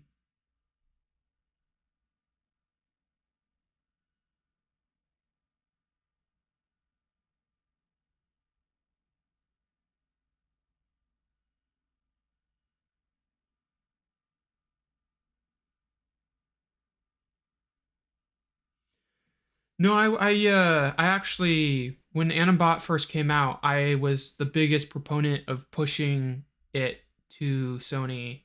Um, I mean, I'm saying I was the biggest, but that's because every day I talk to the tech art people and I said, "So, have you looked into Animbot yet? Do you think it's safe for the studio's pipeline?" Da, da, da, da. And like every day I was like, "Hey, what's the progress on Animbot?" And then when they finally got it, they came to my desk and was like, "Hey, so we have a couple of keys available. Would you like to have one to test it out?" And I was like, "Yes, please." So, um I think every studio that I've worked at, no, I'm sure every studio that I worked at after that had an Animbot themselves, and if they didn't have it, they were totally okay with you using your own key, which is great. A lot of people say like, "Oh, don't get over reliant on Animbot," but in my opinion, it's like an industry standard tool. For me, it's like saying, "Don't get over reliant um, on Maya. Like, don't get too addicted to Maya's tools because, like, what if a studio doesn't work with Maya? Then learn the new tool. Like, it's gonna take time, no matter what. But and I think that people say like Pixar doesn't even have Animbot. They have their own version of Animbot. Well, if they have their own version of Animbot, then you understand how the tools work and the buttons are in different places. So it just, yeah, there's a learning curve, but when is there not a learning curve? Um,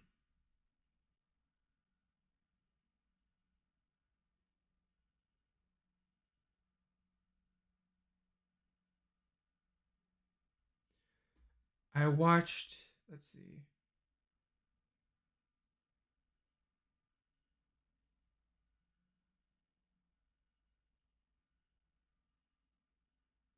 Uh, no, you're not asking too many questions. You're not asking too many questions. I want questions. Um,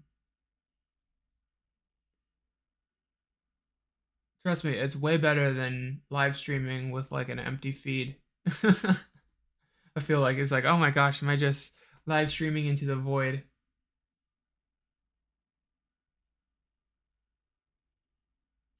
Can you please post that video that you're talking about, the Alessandro video, into the chat? Because I want to watch it later. Mine is still using A Tools. A Tools is great. A Tools has like 90% of the same tools. Um,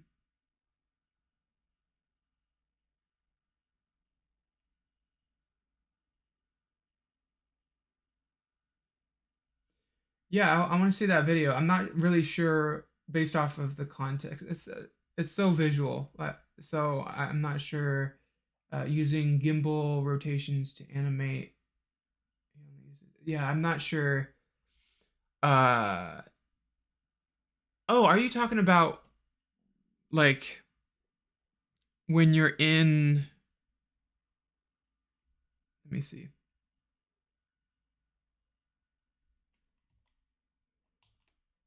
Oh, right.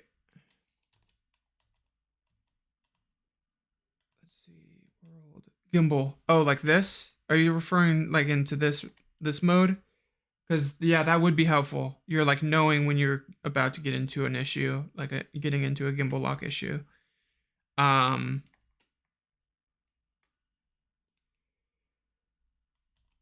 I don't use it, but I think he's more experienced animator than I am, so I'm sure he has a good reason why. I would love to see the video, so I could understand the full context. Um,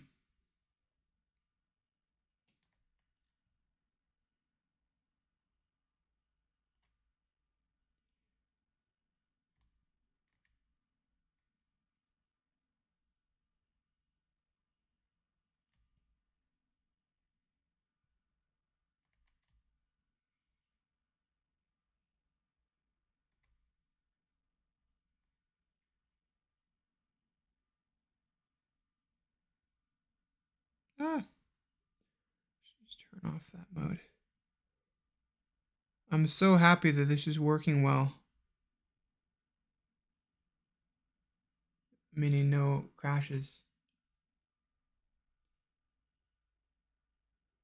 Yes. Okay. Yeah, I could see why that would be helpful.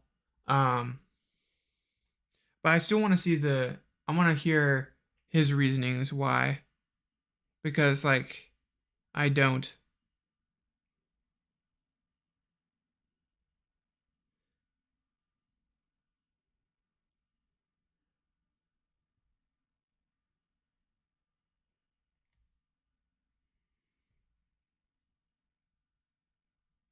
Actually, I do want to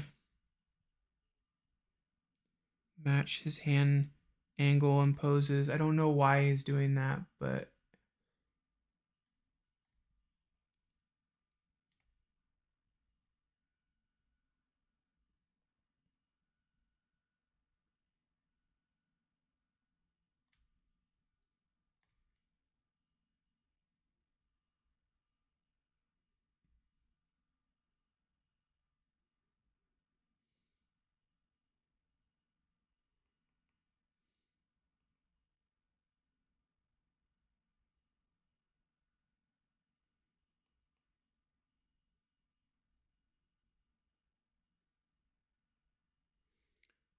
another thing that's cool is his hand is flat here.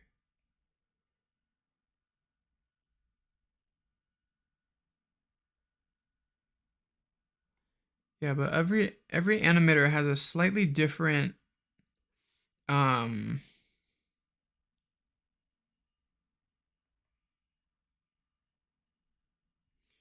slightly different workflow. But I think the reason why I'm not worrying about the gimbal lock on this animation is actually maybe I should. Because he twists around here. I might run into issues there, but I can fix it when I get to that. Okay, so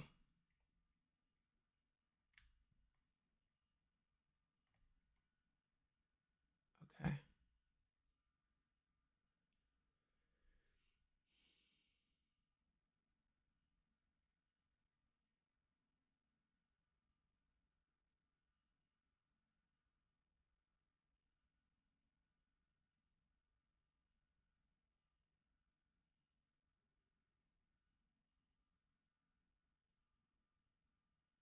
Yeah, you should understand how the tool works for sure. You should understand what the tool is doing under the hood. Um, and sometimes it's really hard to tell what the tool is doing under the hood because it's such a like advanced tool. But um, like for instance, the Animbot temp control. uh setup, I built that with Maya's default tools like years before Animbot released their temp control. So when Animbot released theirs, what I thought was I wasn't thinking like, oh, I'm not going to use that because I know how to do that, which I mean that's probably not what you're saying. But I thought like, oh sweet, now I can do that in less clicks because that's all tools should do is reduce the amount of clicks that it takes to get your stuff done. Like with Maya's default tools, it's like tons of clicks. Even when you put it in a hotkey, like you still, if you want to, yeah. Anyway, so Animbot just reduces the amount of clicks to get an action done, and that is what is the most important thing in my opinion. Yeah, but you should have a strong understanding of constraints and how complicated and annoying they are before you use hotkeys. But I mean, what does that take? Like maybe 6 months in school to learn all of the basic constraint tools and all that.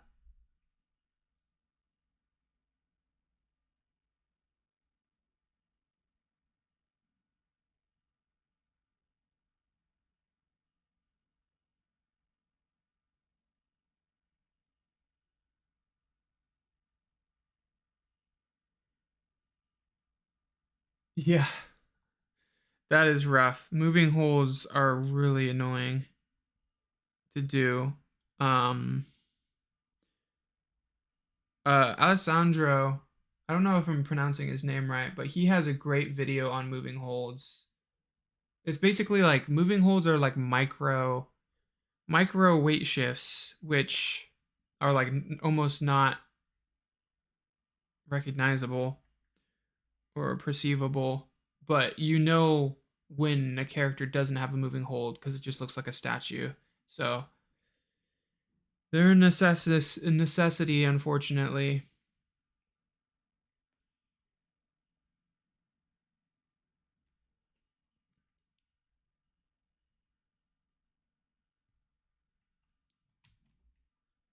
But that emoji perfectly describes that feeling.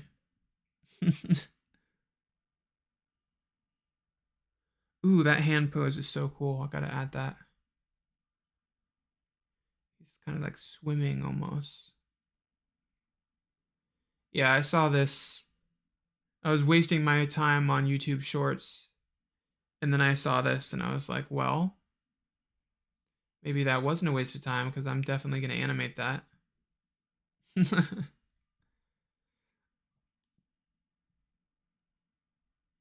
right, so this.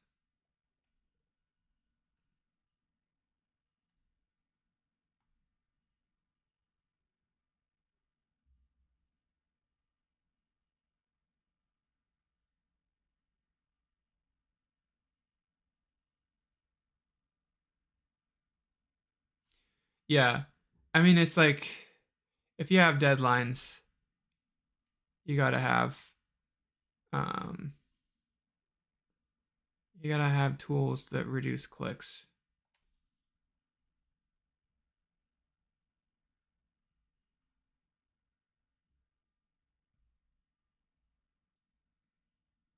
What time are we getting at?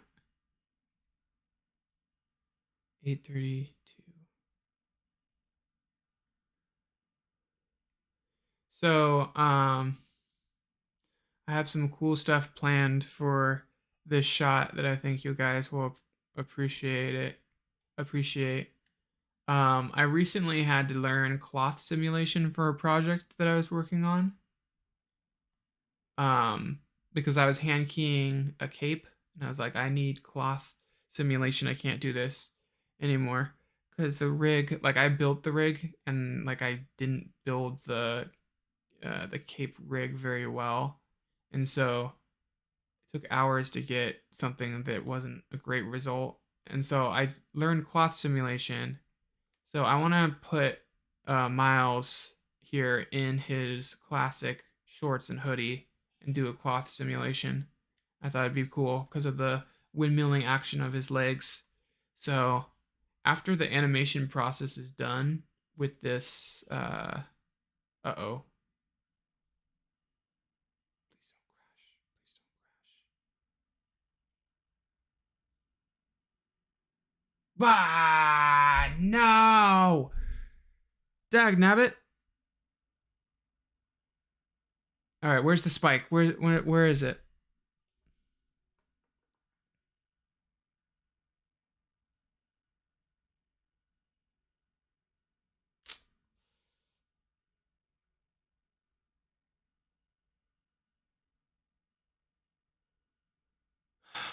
Where's the spike? What caused it?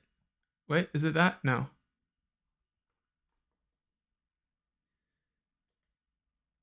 Well, at least it was less of a what's it called?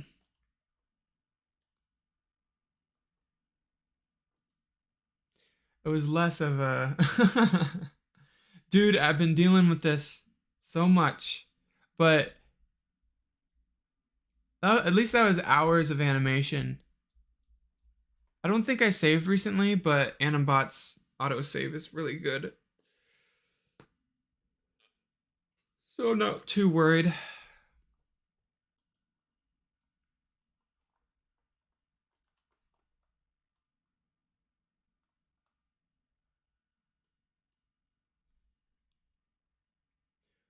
8:33, 8:35. Yeah, I just lost a couple of minutes.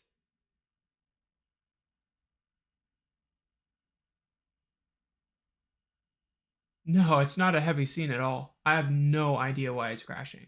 Like literally, I animated this rig on my laptop. Rarely had a crash. Rarely had a crash. I have no idea what's going on. And also, my computer's not complaining. Like, my computer is a G. I spent a lot of money on this, so I have no idea. I have no idea.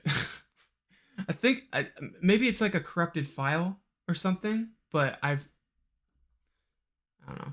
Your guess is as good as mine. Load animation.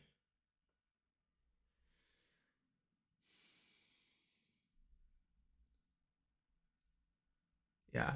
That's the bad thing about kind of going out on your own and trying to carve your own space in the animation world is like until you have a team, when you have a weird thing like Maya crashing a billion times for no reason and giving you no reasons, like no code to Google, you don't have a tech artist.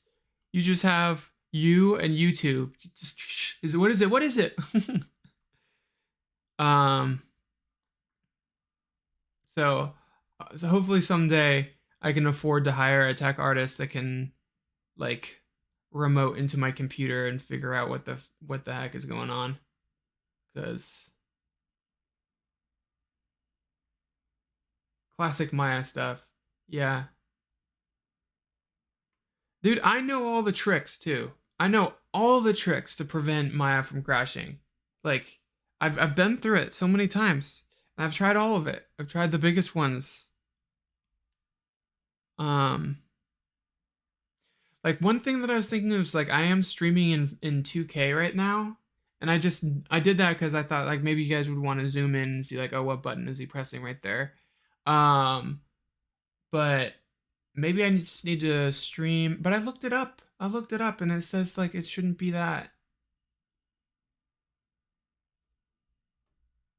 Maybe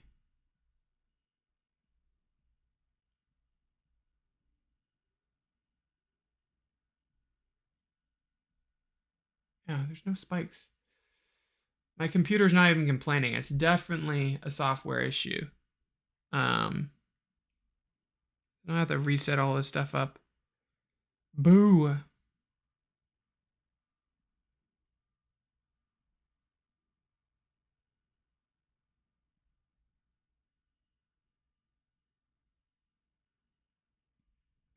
thinking it might have something to do with the fact that I'm tearing off um viewport windows, but Why? Why would that be the case? Like, huh?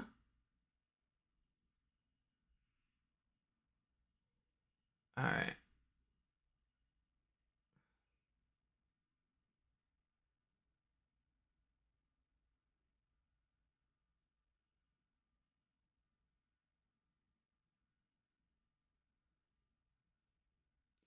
Oh, cool. Well, enjoy doing chores. It's always good to, or, yeah, tidying up is good. I'm gonna try to say your name again. Napat? Napat? Napit? Napat? Napate? I have no idea. But, um, I hope the thought of me attempting counts for something. Just consider me a Starbucks barista who messes up your name on your cup all the time. Just consider me that, which I am a Starbucks barista. I mean, I'm not currently, but before animation, I was making coffee for people and cleaning. So that's what I did when I went to school.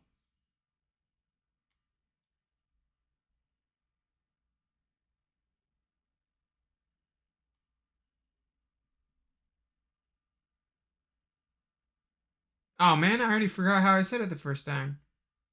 It's Napat, Napat, Napat. I think I said it that way the first time. I nailed it. All right.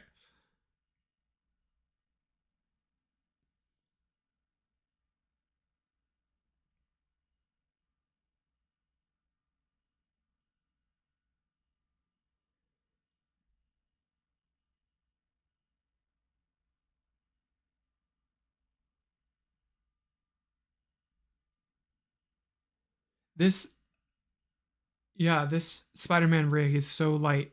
When you like select the geometry, you'll see it isn't tries. Maybe Maya's angry about that, but it's dealing with it. It's fine.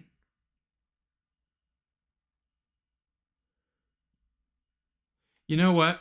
I know this is really bad for a stream to take breaks, but I gotta take a break. And also, my BRB screen is lame. Here, I'll show you it for a second, and then I'll come back. See, it's pretty lame. Uh, ah, yeah. I just need to stretch, and I need to, um, yeah, I just need to stretch. But first, I will increment and save this. Did it do it? Yep. All right. I'll be right back.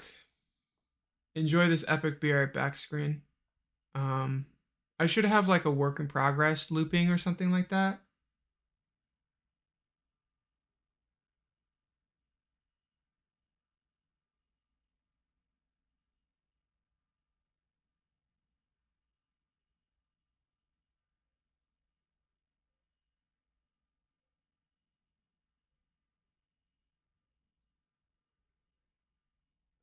Oh, are you talking about this?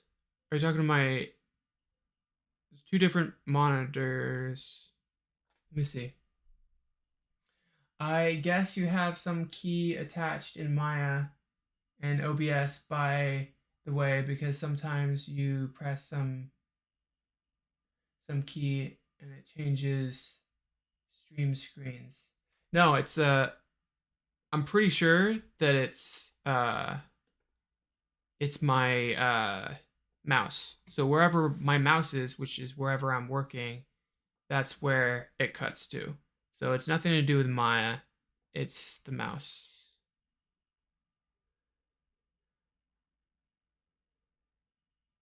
So is that causing problems or is that not what it is?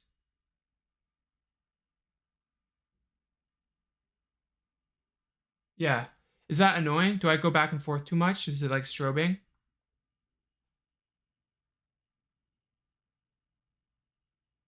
Because I thought it'd be helpful because where my mouse is, that's where I'm focusing. So I thought that's where people would want to see.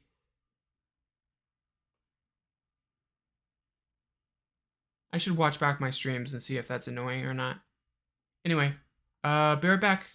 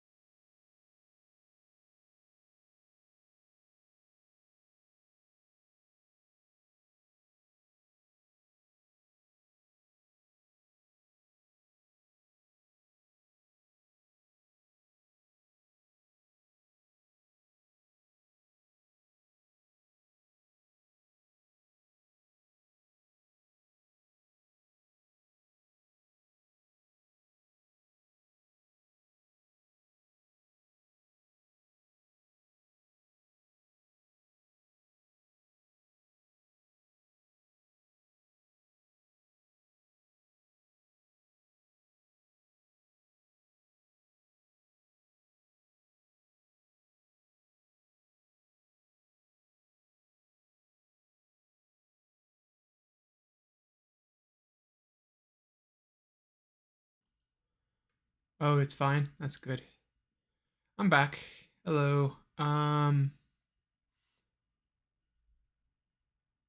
on, focus on my face, please. Thank you. There it is. Always forget to turn off the tracking thing when I leave. Maybe I'll have a hotkey that automatically does it. It's so cool. Technology is cool. You want to see my Legos real quick? Want to take a break and see my Legos in the background? Here, let me nerd out.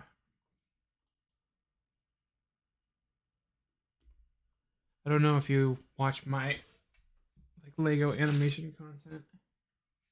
Slowly stand up. All right. Yikes. Okay. So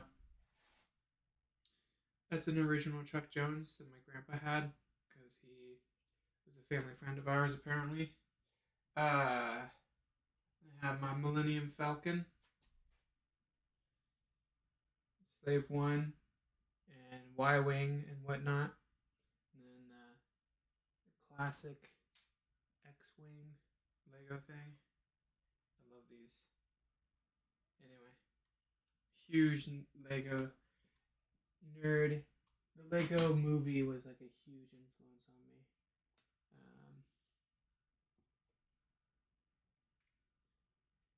Anyway, it's probably obvious though.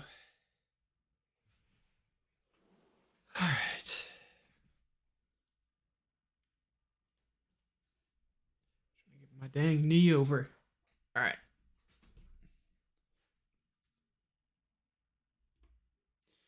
There we go.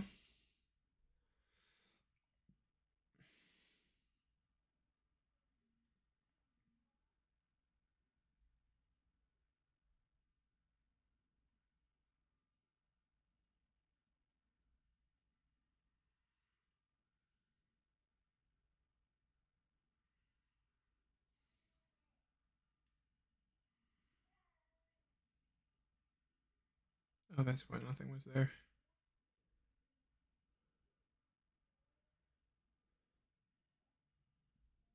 Tear off.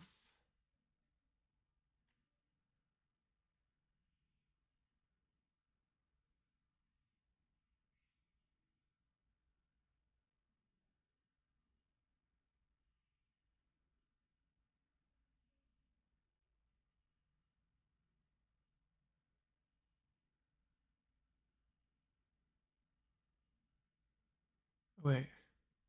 Hello, hello. Good.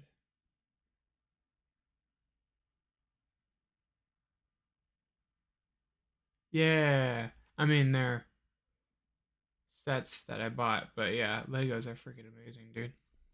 And yeah, the Chuck Jones thing is cool. My grandpa knew him. He's like in his mid 80s right now. He lived on a boat, so the painting got wet at some point. But I showed people the studio I used to work at, and they're like, that kind of adds to the charm of it. Like, yeah, I guess.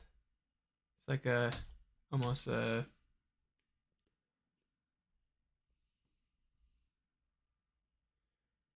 yeah, it's a kind of a I don't know what word I'm thinking of. Yeah, it looks like a treasure map.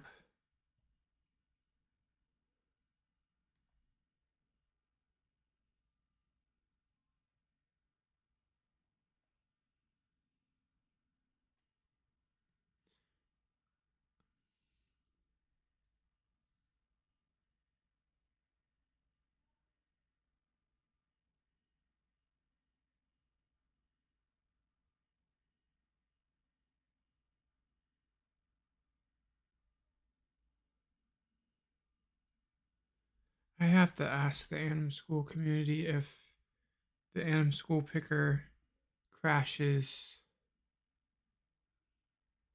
um scenes or not.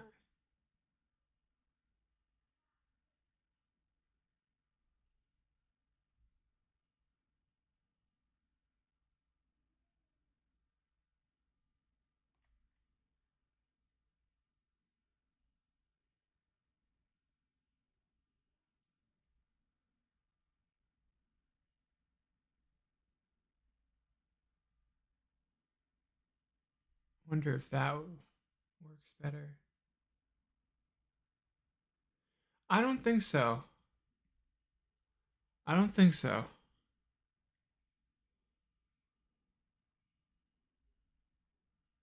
Because I was taking a lot of time to. Let's see, let's watch it.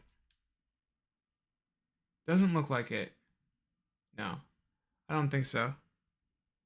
Let's watch the whole thing.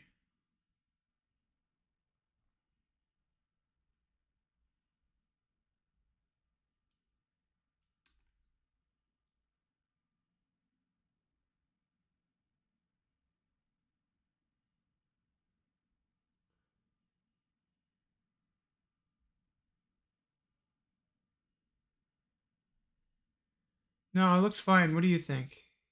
Does anything look like it's missing? I was doing a lot of talking during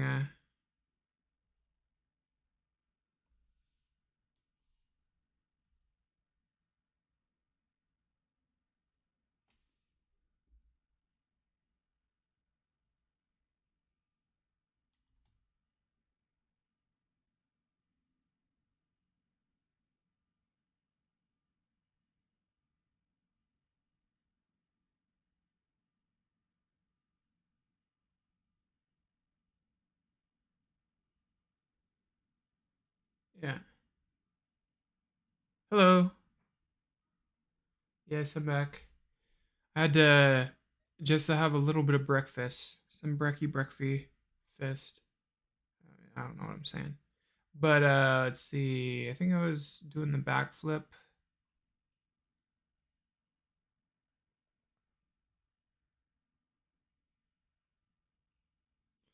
I guess I could do all of his acrobatic stuff.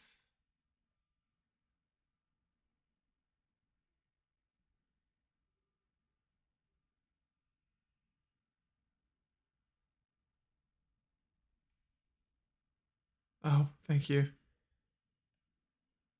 you want to see something kind of cool? Let's get a cool pose. That. Let's do a quick render. I've been doing renders for the. Oh wait, the lights are kind of weird, aren't they? Yeah, the lights are over there. I mean, this is what the thumbnail looks like. So yeah, that's the current thumbnail frame.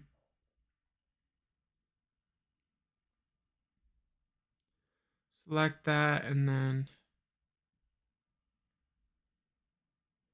I'm just not sure that this is present in the if you can tell. Oh yeah, this is gonna be hard to tell because it's lower resolution, but look at that. Half-tone dots on the rim light, cross-hatching on the mid-tones that are close to the, yeah. Anyway, so that's what it's gonna look like when it's rendered. I tried doing that for the first animation I did, but I didn't quite understand the toon shader. Oh my gosh, it crashed again. I didn't do anything though. So why? All right, I'm gonna attempt animating with the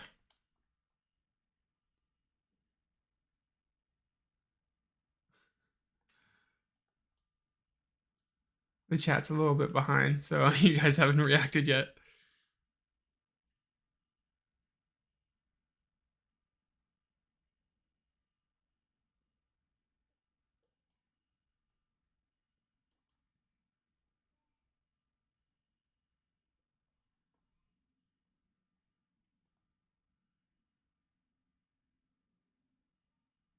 Dude, I don't know. I need to ask them. I need to ask them. I think it might be my camera. I know I did my little spiel there, but it might be my camera. That was the only thing that was different about this shot and the other shot. And I was also using the anim picker in my other shot too. So I don't want to defame my school. But I'm gonna ask them. I'm gonna say, does it crash?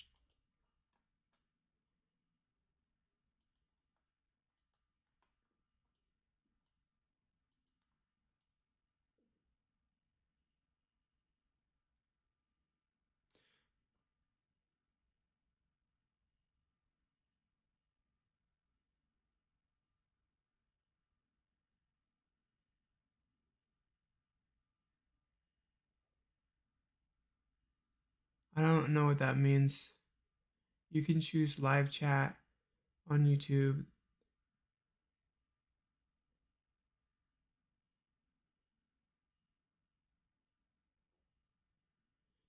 I don't know what that means.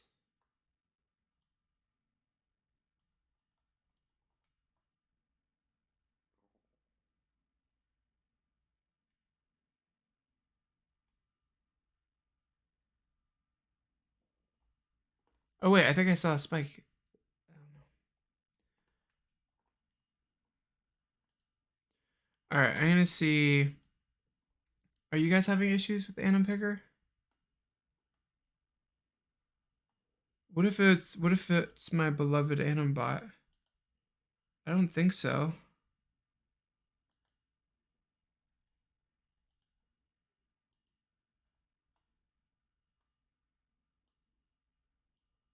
I didn't really do any work. Yeah, there's no checkpoints because I didn't do any work. I was just setting up my viewport stuff. So it's got to be either my face cam that's causing a crash for some reason, or it's the Animbot picker, or the file's corrupt, or there's too many options. It's going to take eternity to figure out.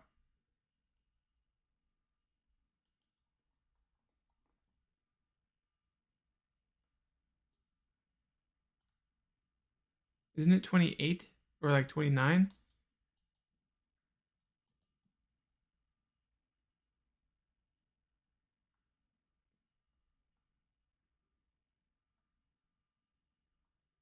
Wait a second.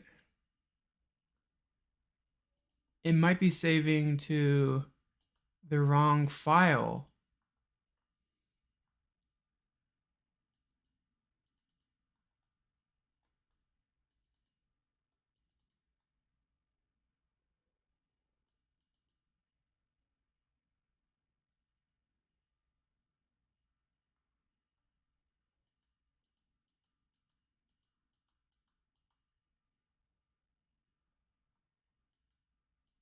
No, it's still 27.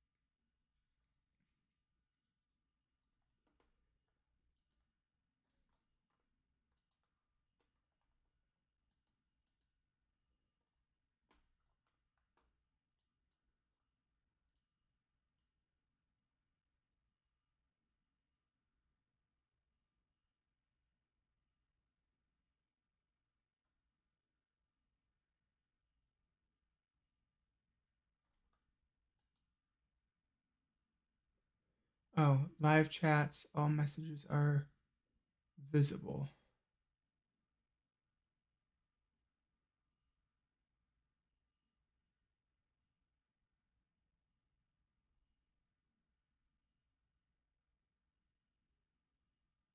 What does it do? It says messages are visible. Almost. This one says messages such as potential spam may not be visible.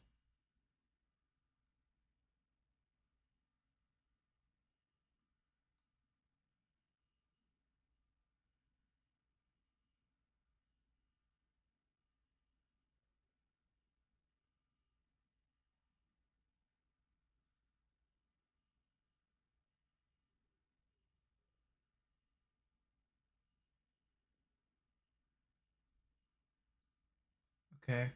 Well, it's saying that top chats. It says that there's gonna be this will let in spam. So I guess I'll do it temporarily. Hopefully nothing bad comes through. All right.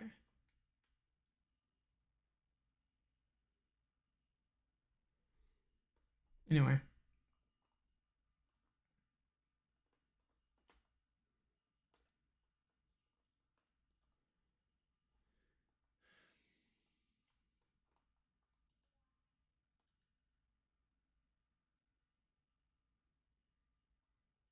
Oh, default menu. Let's leave that to animation actually.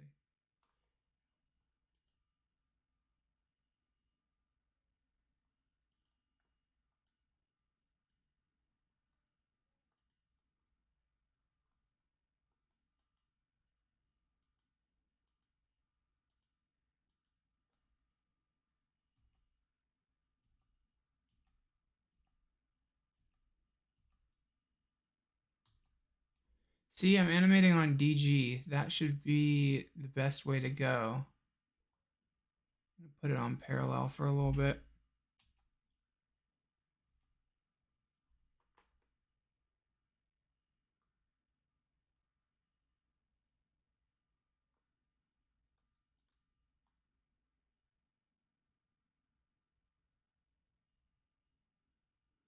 All right.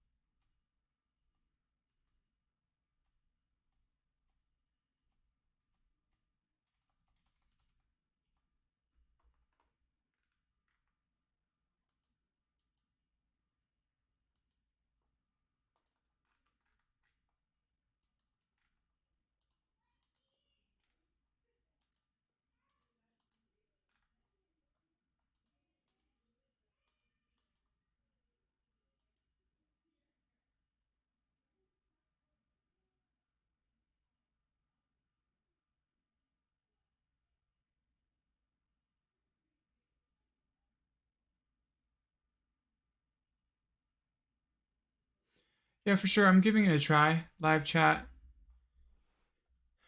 No, you're not interrupting.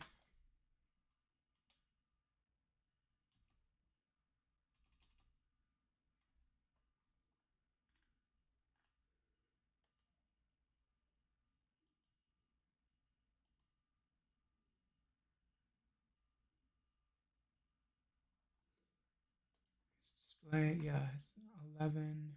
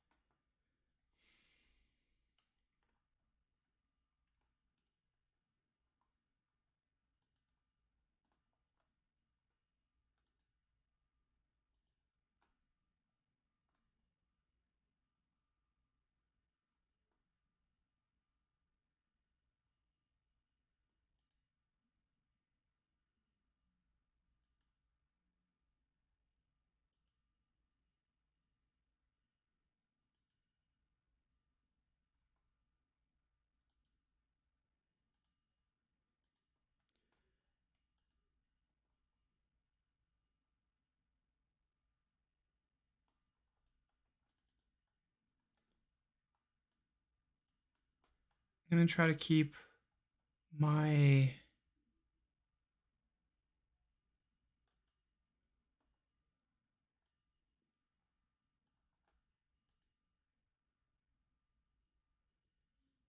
I'm just gonna keep it like I'm gonna stop doing the tear off things because that's something I do every time and it crashes every time, which is unfortunate because I like the tear off aspect of it. Okay, so this will be my animation setup, and then if I want to open up the graph editor, I can use this one up here, I guess. Okay.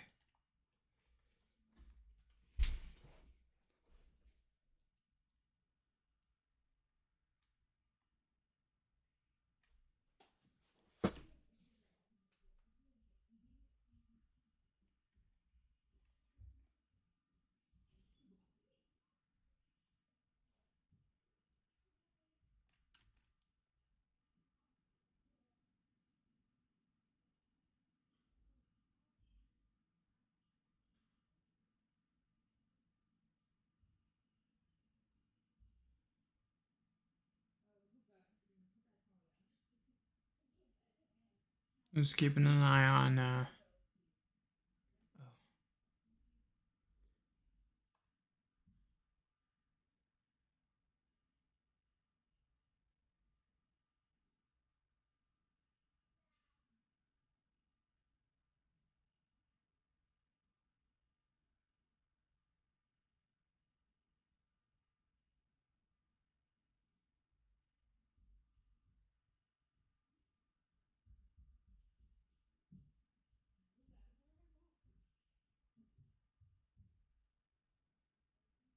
yeah, I have a lot of hotkeys actually. I'll show you.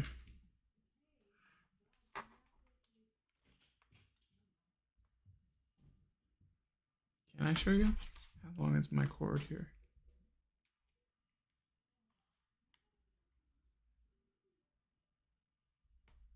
Here, I guess I'll have to turn off.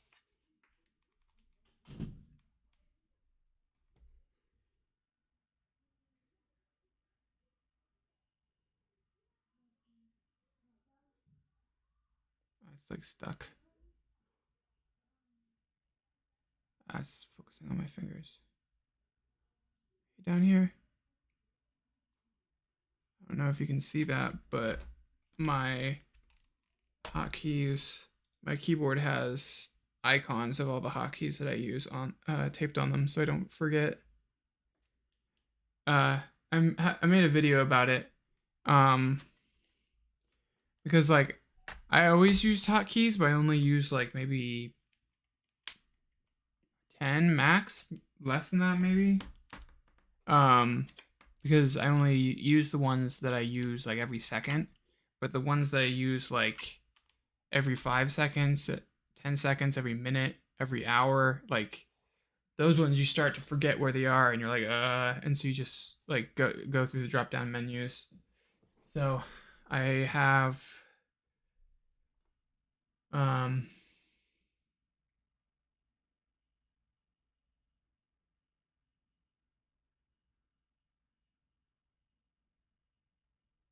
yeah, I mainly just use the Animbot ones and a couple hotkeys, from Maya.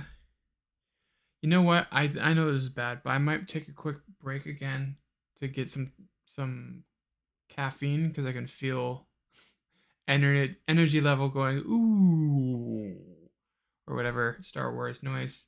Um,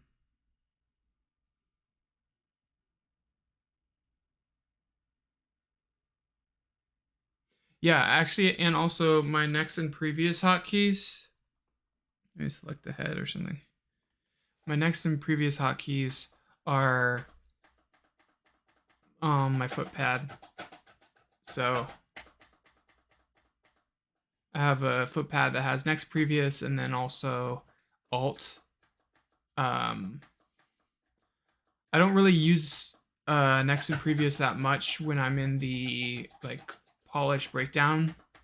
I just scrub, but I thought that'd be cool. All right, I'm gonna go fill up some tea and then I'll be right back. Um, yeah, I just feel like I'm tired.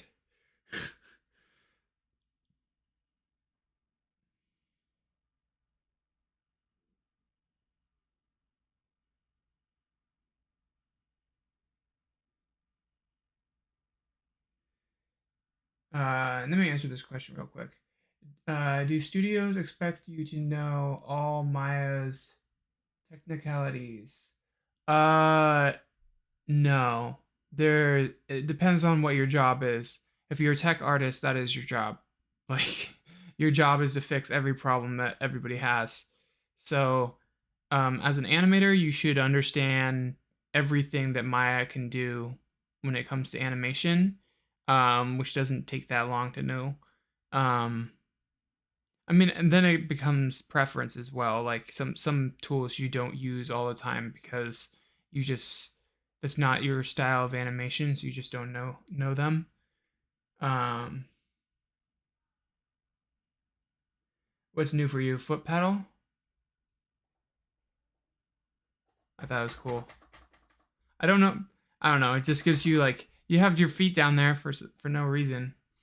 I mean, and you might as well use them. You know what I mean?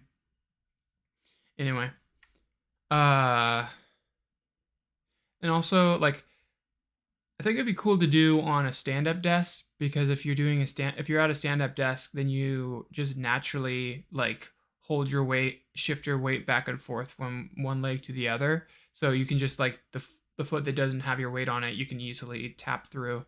Um, it can be kind of awkward when you're sitting, but I kind of found a way to do it. Yeah, I think it's cool. It's one more hotkey.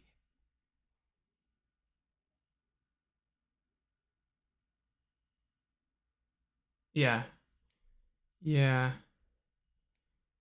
but yeah, they don't really.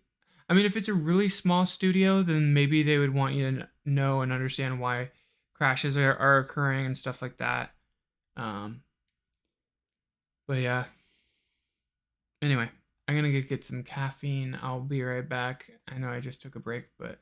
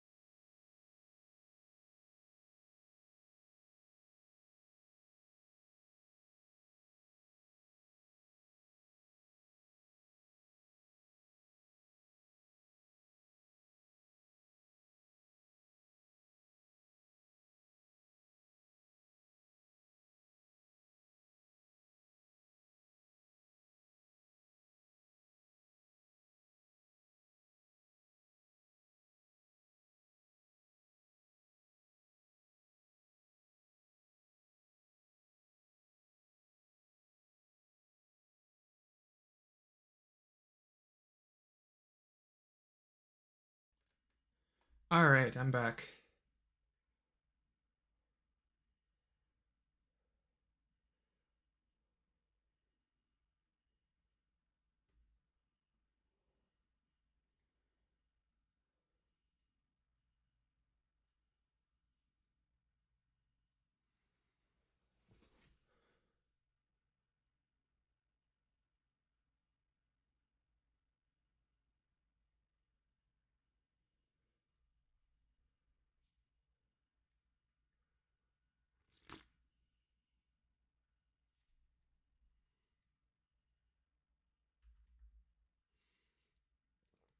All right, so let's see here.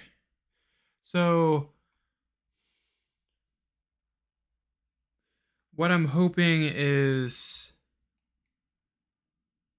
it's just. I mean, I'm not hoping this because this would majorly suck, but I think it might be. Um, it might be.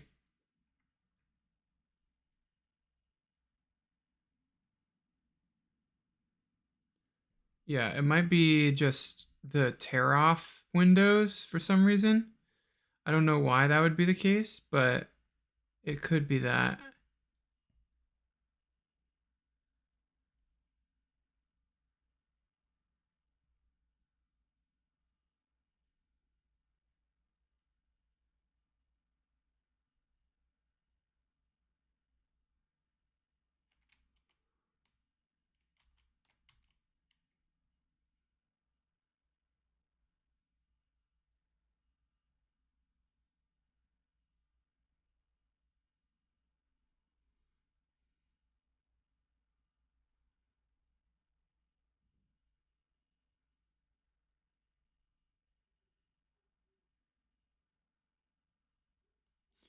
All right. So, hello, hello. Okay, that works.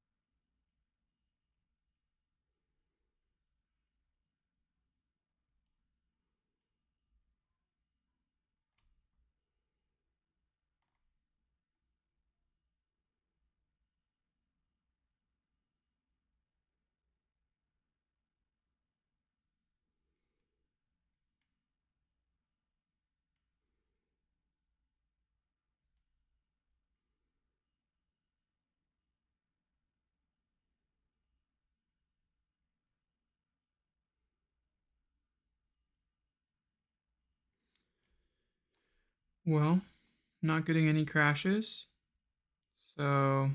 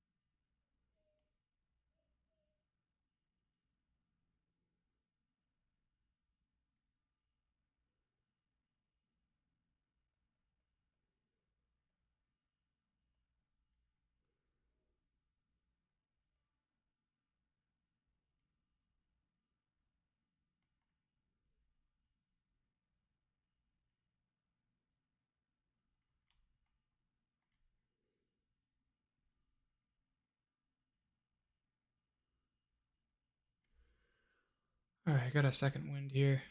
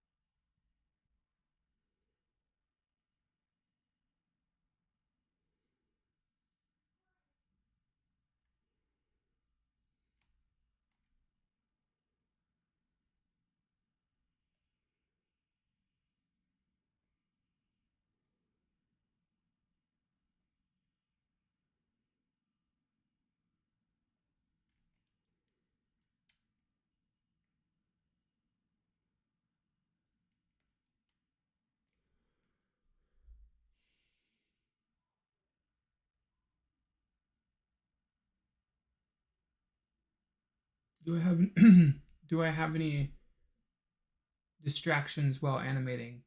Oh yeah. That is, if anything, I should make a video about that. Like it's really it's really tough. Like if you're listening to music that is that has lyrics that you're thinking about, that can distract you from animating. But also there's some work in animation that's like mindless, meaning it doesn't take, here, let me just increment and save, make sure it doesn't crash. Um it's very repetitive, and so it doesn't take you thinking. So at those points you can like listen to a podcast or music with lyrics and it's fine. It's just like very, it's like kind of muscle memory type of thing, and it's really boring without it. But like in the like key pose phase or blocking phase, or if, when you're doing lip sync, like it is best to have like focus music on, which is just very background and you don't even think about it, or nothing. Like it's painful too. And that's a really hard thing when you have like self-doubt or like lacking confidence or something. That's when like the voices come in the most. So you, well, I should speak in terms of I. So I am tempted to listen to a podcast so I can think about some sort of, is this working still? So I can think of some sort of like interesting thing that the podcasters are talking about, but um it's really not, it's really, that's really just a distraction. It's social media has made um concentration a huge issue. Let's see. Yeah, so it's tough. It's really tough, but it's just one of the things we have to work with. Um, but yeah, social media is a distraction no matter what career you choose. It's best to get it off your phone, if possible. Um, if anything, just turn off notifications.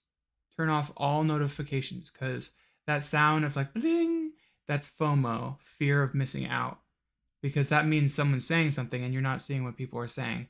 So, um, if you don't delete apps off of your phone, just turn off, and also the little red notification dot on the app, that creates FOMO as well. So go into settings and turn that off. So when you look at your phone, you don't see all these red dots on your favorite social media apps. You see just the icons of the dots. Um, yeah, distractions. It's a big thing. Um, I'm a dad. I have a son, so something that's been really helpful in my creative, in yeah, my creative world is like when I'm not working, I'm looking after my son, you know? So, and parenting is really like, it's really rewarding and meaningful and it's really important.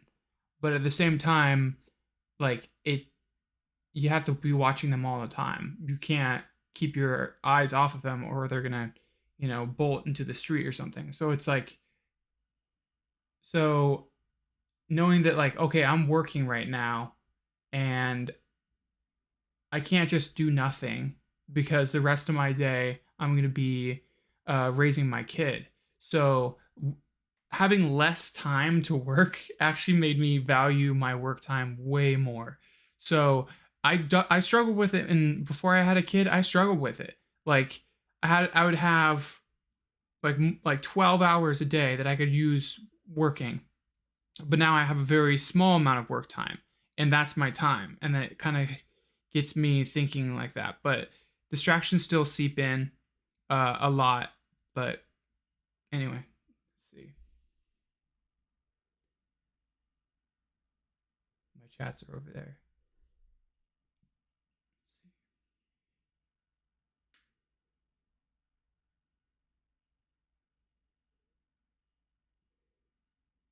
Yeah, I need to get rid of those. Sorry, I jumped ahead.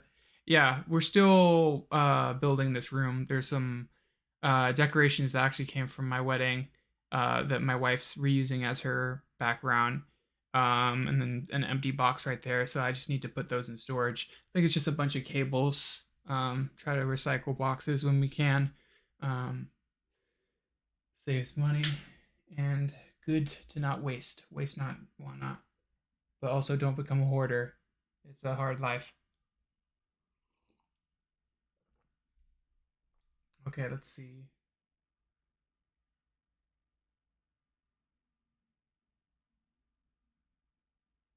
Yeah, video games. Yeah, they can be very addictive. Um,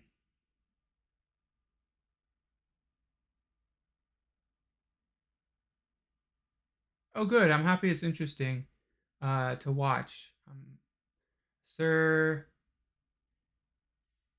Philium animations. Philium. Let me know if I'm saying that right. Uh,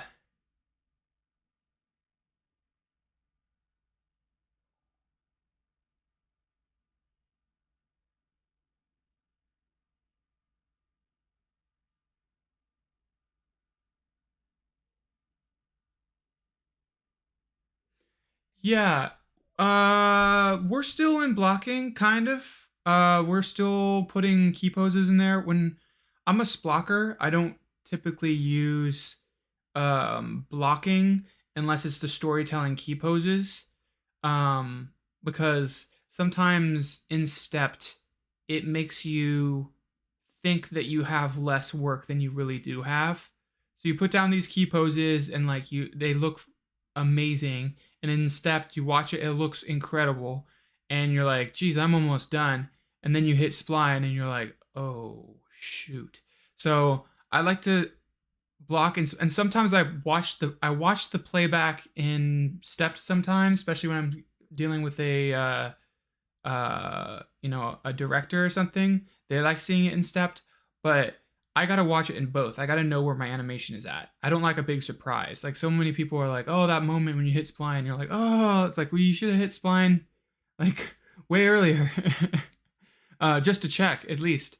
Um, yeah, anyway. But yeah, especially for action things where someone's running and the camera's moving, like it's stroby. It's hard to uh, see what's going on there. So I'm a splocker, yeah. So in acting shots, I'd probably leave it in stepped for longer because there's like specific beats you're trying to nail down.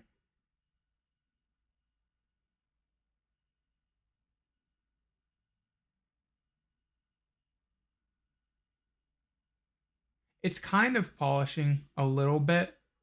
I do recommend watching the videos of um,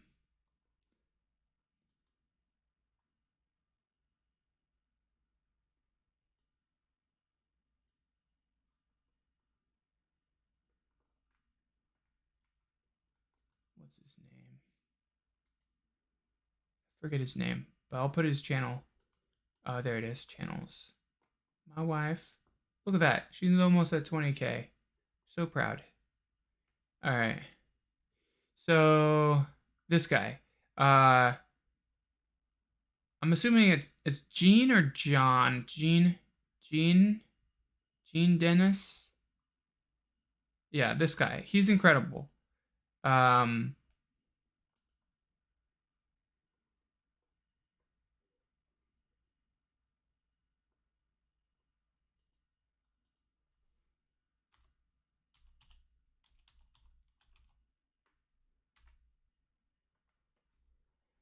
Watch this guy's videos on blocking. Part 1. Yeah, start with this one. I'm sure he has here. Let me try to I'm going to try to copy the link.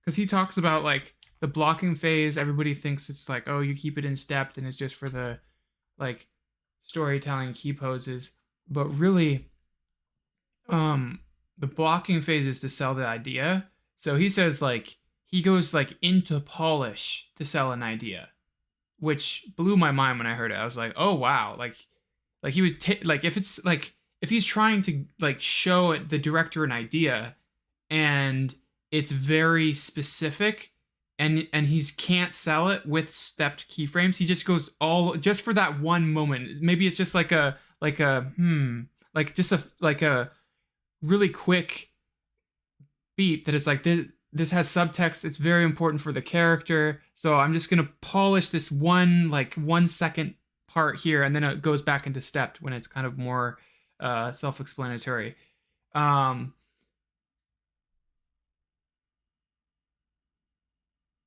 yeah, he's the bomb diggity. I have stupid little things I say, but yeah,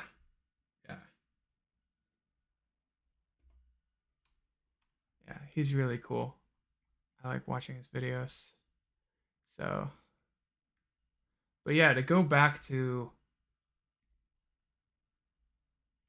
um I can't believe I don't have my actual channel up here because I have another channel called Twiga Arts that has my actual final animation. Once these are done, I put them up there. This is just for educational stuff. But yeah, all these guys are really good. This guy is very underrated right here. I don't think he consistently uploads, so the algorithm doesn't push him very much. Um, this channel is great for like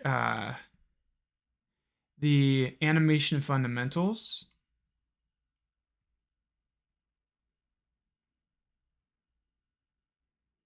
Like if someone's like, "Oh, I want to animate something," um, this is this is what you got to watch. 12 Principles of Animation. So if there's someone that's very new and doesn't even know where to start, it's like you don't need to worry about software. You just need to understand the principles. That's the most important thing. Because learning software is time. It's just like understanding the philosophy, not philosophy, principles is really important, which can be transferred from stop motion to 2D to 3D. Like it's all the same. It's the principles. Anyway, all right. Let's see what we're dealing with here.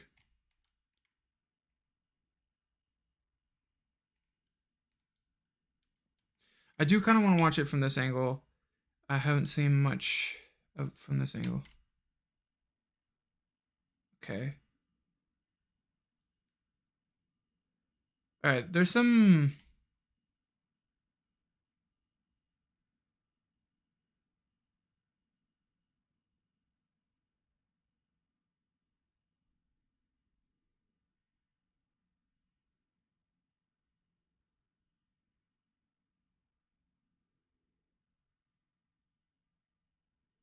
Yeah, that's wrong.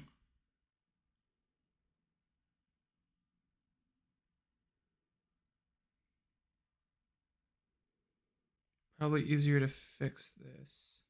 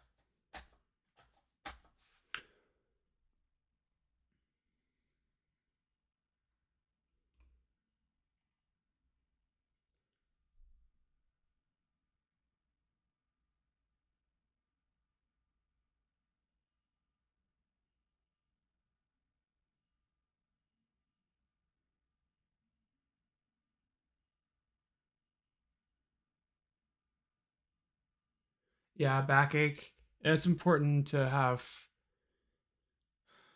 good posture and a good comfortable chair. Um, yeah. Some people get hand cramps, some people get like neck. So just depends on the type of uh yeah, I guess depends on the individual's body. Yeah, I mean taking a break's important. Sometimes you need those 30-minute breaks. Yeah, social media. Yeah, the thing is, like social media, everybody's like, "Oh, cool, it's free." It's like nothing is free. When something's free, you are the product. They're selling your data, which is one thing, and then they're selling advertisements to you, and so advertisements want your attention. So the social media is trying to get you to like attention is like more important than money. Like because attention leads to money. So it's just yeah, they want to get your attention. So, and how do you animate? You pay attention to what you're doing.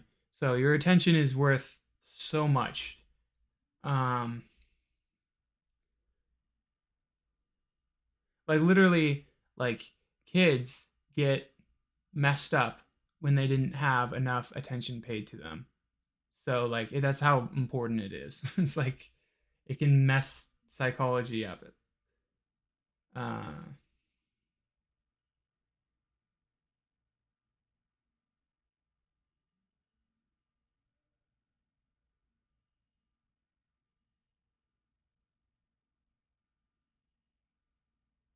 yeah, yeah. It's just a diaper bag, diaper box thing.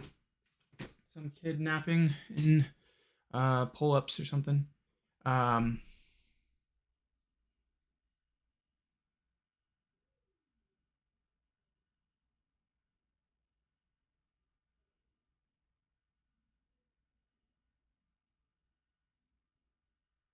yeah, that is very popular. It's got how many millions? How many billions of views? 11 million views 5 years ago. Wow.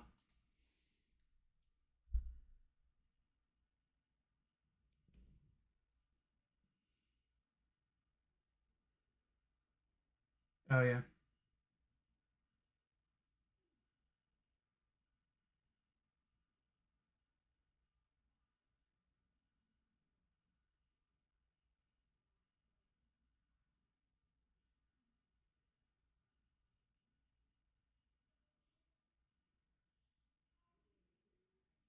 Um, yeah, I don't think it's newbie. I don't think it's newbie. Sometimes you need to see your arcs. Like, yeah, I don't agree with that at all. I don't think it's newbie at all. The only issue I have with motion trails is like sometimes they slow down your software so much that it's more harmful than helpful, and sometimes they crash your computer like crash mine like crazy. So I haven't found a motion trails tool that actually like helps um the way I want it to. They are useful, but they crash a lot. And maybe that's why they say it's newbie, because they know that it crashes a lot, so they just forget it.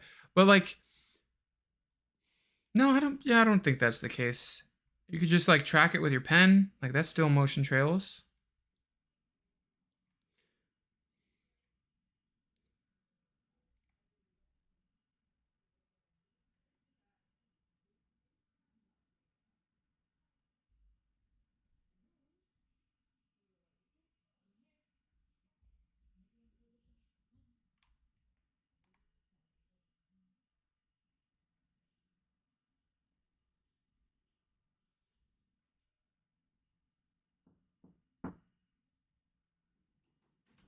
Sorry, one second. One second. I should have a. All right, one second, everybody.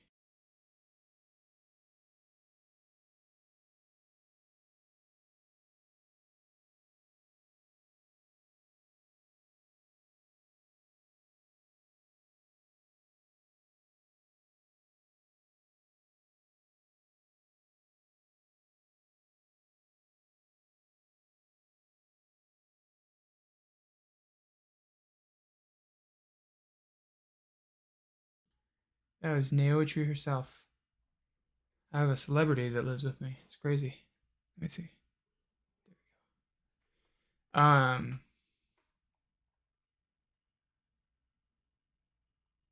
yeah. No, I think they're helpful.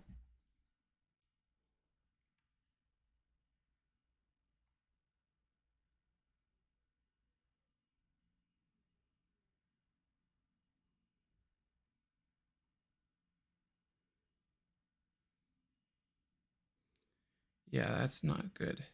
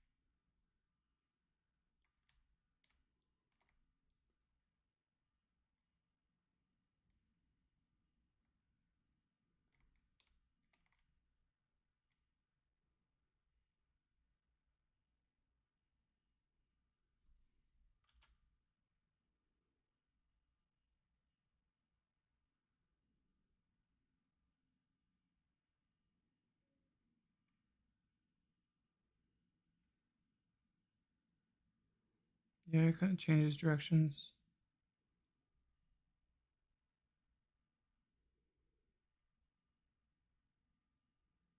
You know what hasn't happened in a while? A crash. That'd be funny if it crashed right as I said that. But I think it has something to do with the viewport or my um camera rig.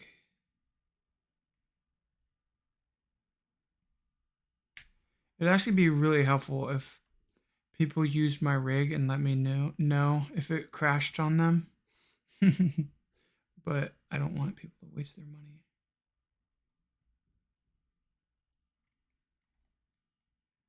Dagnabbit.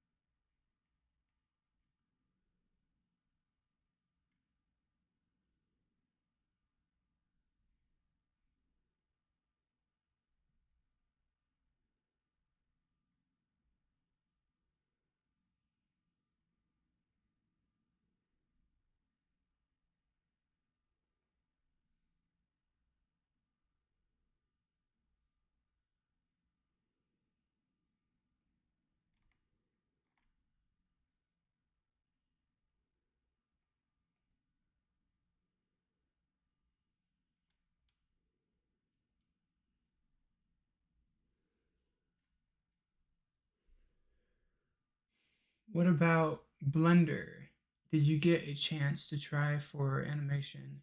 What are your thoughts as an animator? I wonder. Yeah, I think I did like a when I was in school, I did like a walk cycle.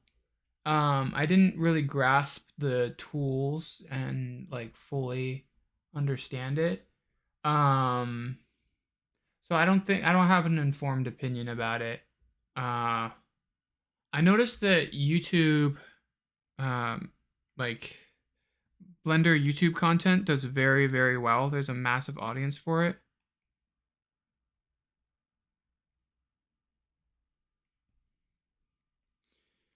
So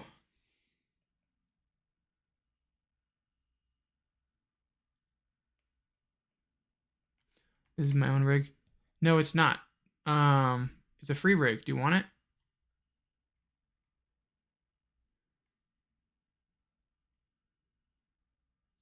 I believe the link is in the description. But if not, I can go to the site.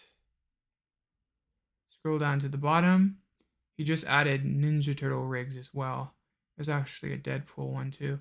I think you just have to sign up for his email list, which I actually recommend because then you get updates of when there's a new rig out and you can check it out. Oh, sorry. It's Kyle Figgin's rig. Yeah. Here's the link.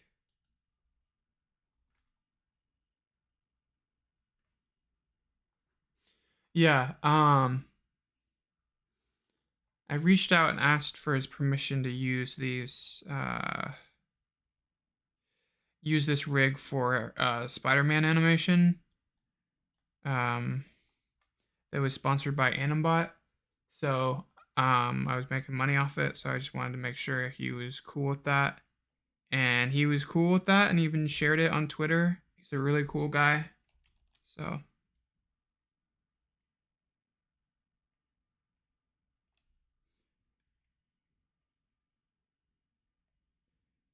might as well fix that.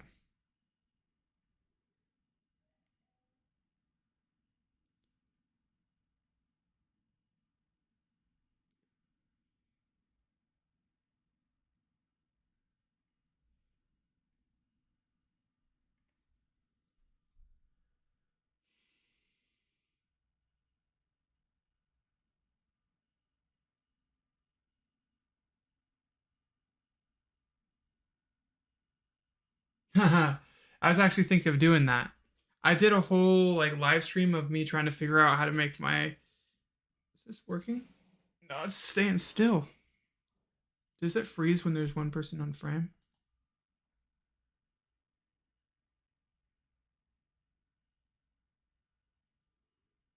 Does it not know that's a hand? There we go. Doesn't recognize my smudge glove. I don't know when or why it stopped. Anyway.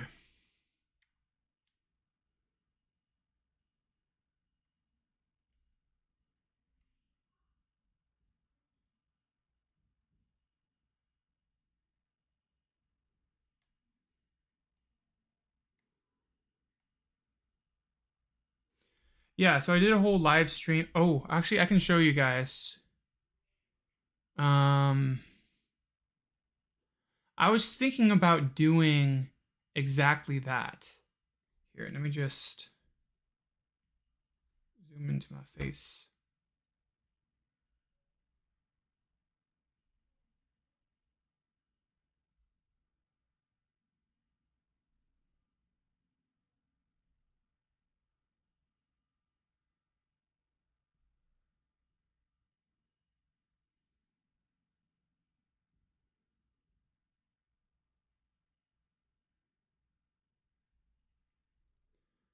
I just thought it was loading. Okay, so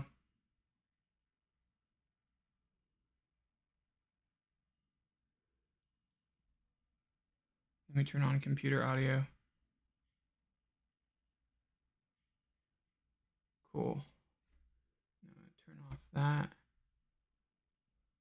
All right, so this is my other channel. I'll put it in the chats. This is where the actual animation goes.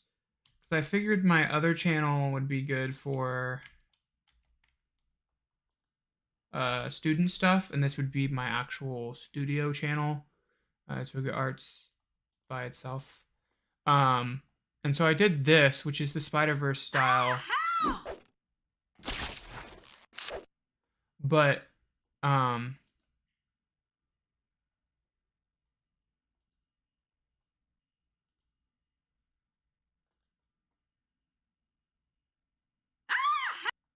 do full screen. Hopefully that's not too loud.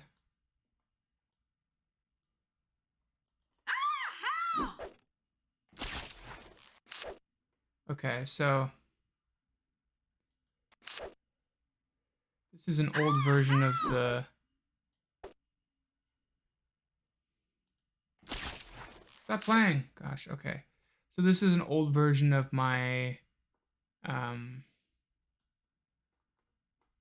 I have like paint strokes in the buildings in the background and then cross-hatching, which I think I made them too big. The effect doesn't really work very well.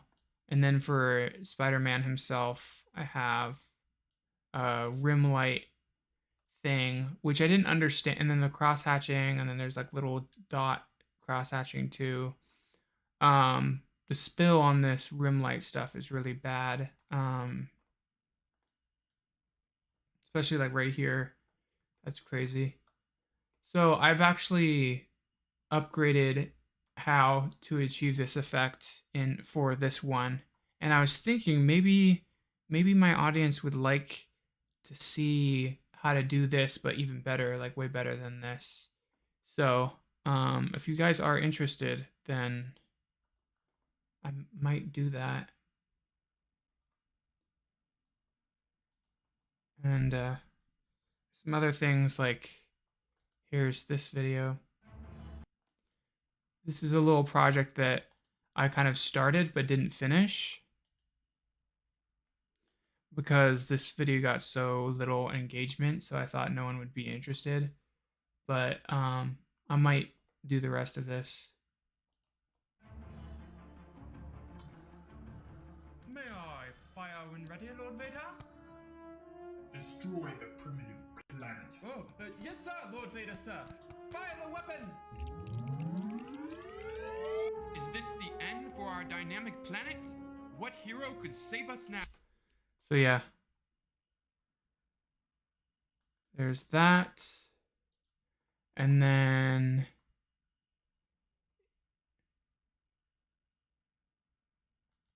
that's Test good. 1.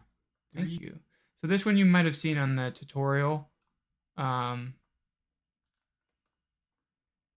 Test 1. 3, 2, 1. Whoa, whoa, whoa, whoa! I told you this wasn't gonna work. Speed It's control. just Ant-Man shrinking. Ah! So yeah. Kind of funny.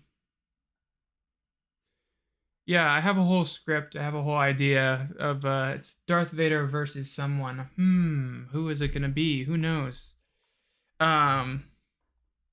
But yeah, I have another secret video that I have on my Patreon. Oh, by the way, uh-oh. Wait a second. Yeah, let's see. Let me sign out of this.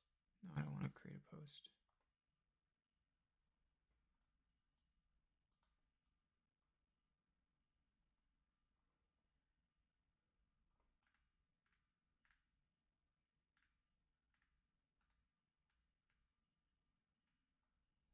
So yeah.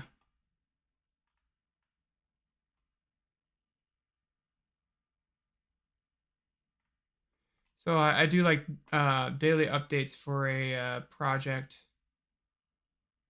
that I'm working on. The project's just such a meme that I'm afraid if someone sees it, then they'll just copy me and like animate it kind of crappily, but get it out first, and then when mine comes out, no one will care. So since it's a meme, I'm putting it behind a paywall. And I wanted to, and I just trust my patrons to keep it a secret. Which, by the way, I should probably thank my patrons. Thank you to my patrons, Alex, Stan, Lucas, Victoria, and Eva Audil. Thank you so much for supporting the channel. And yeah, really appreciate that. I'm actually going to open the window because I think that that's going to be better lighting for this. Stand up slowly. If I stand up too quick, it like, here, I'll put it in full screen mode. There we go. It follows me so good. All the way over here. I think it's starting to get confused now. It's searching.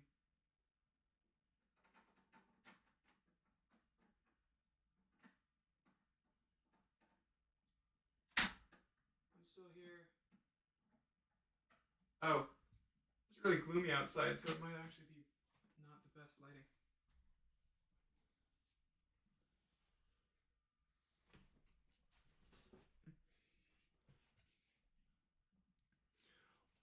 Well, cool. I'm happy people are interested. Um, Depending on the size of my YouTube studio, I'll hire other animators to help me finish some of these projects. Um, but at this point, I cannot do that. It's all me. But anyway, oh, I gotta. So yeah, my patrons can watch these update videos. I'm just working on some stuff.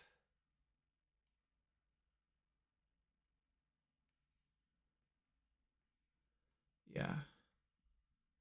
Anyway. Yeah, that's better lighting actually. But you can see me with my tablet. Ooh. Can you see? Yeah. I had to jerry rig this here because this thing doesn't have a stand, so I had to zip tie it to like a, I don't know, a tray that has holes in it that can be mounted to a like an arm. So it's kind of a epic setup.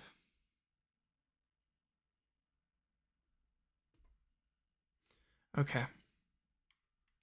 So yeah, no crashes here. So I think it might be the tear off thing that was causing issues.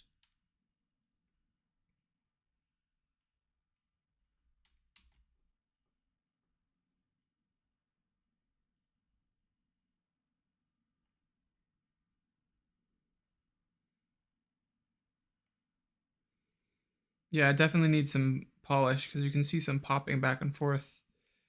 We might be getting close to the polish phase.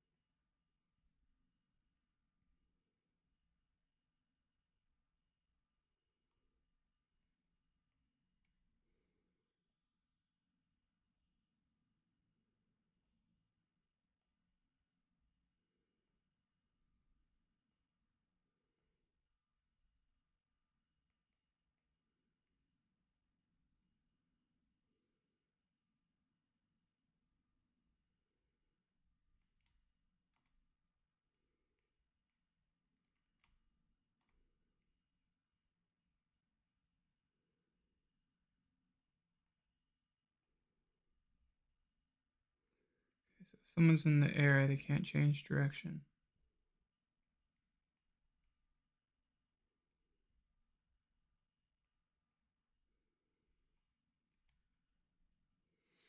Well, I'm happy you like those.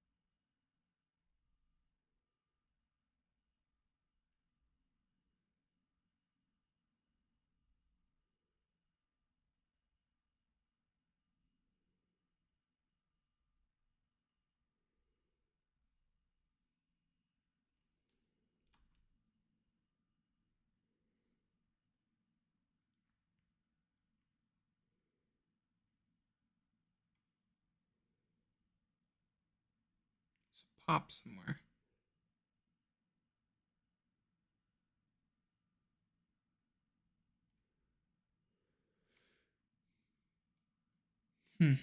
I think it's in Y.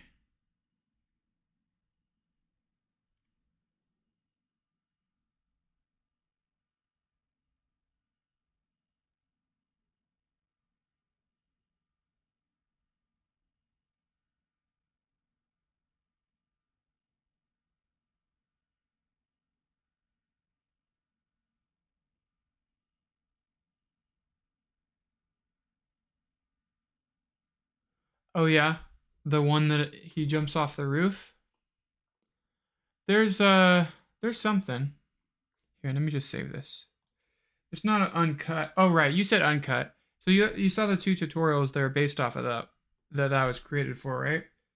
Because it's edited. So you can see kind of a montage. Um that was actually kind of chaotic. I was I thought it was gonna be easier than I anticipated, but it was way more than I expected.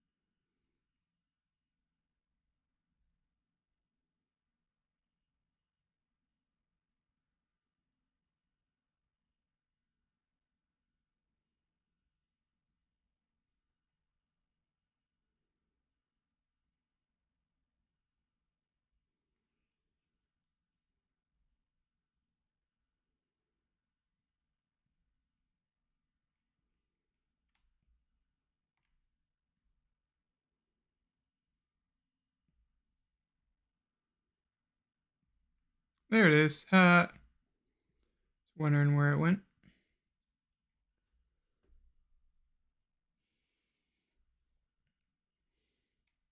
So you like these full live stream things? Like full workflow? I would not expect that.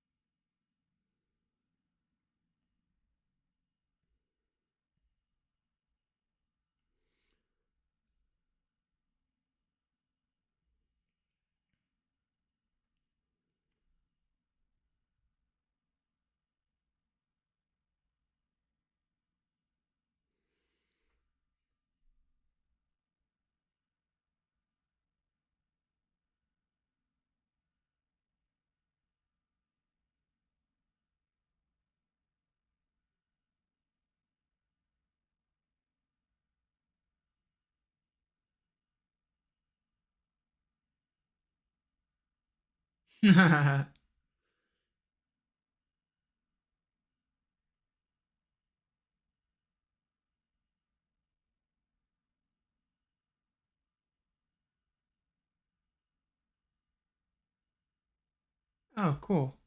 Well, great. I'm happy there's an audience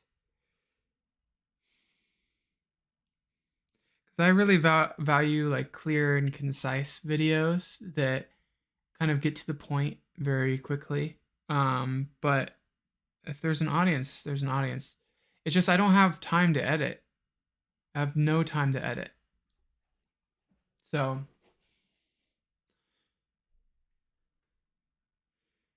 I was kind of forced to live stream, even though I don't think I wasn't sure if anyone would want to see it.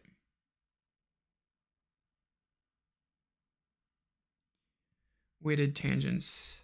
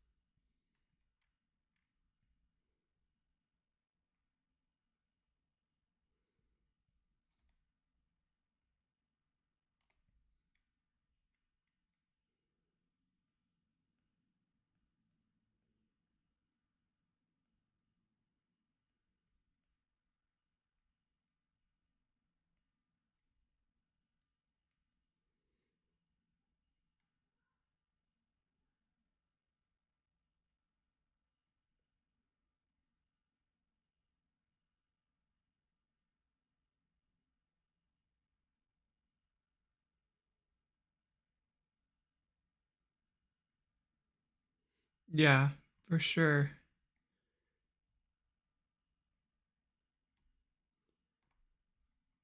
And editing is like it's a full-time thing, man. Editing, like I don't know what I'm gonna do when I can afford to hire an editor to help cut down some videos, just the dead air stuff. Uh, I don't know what I'll do because I'll have to find someone that has animation knowledge and is like a proficient editor. So that'll be a challenging job to fill.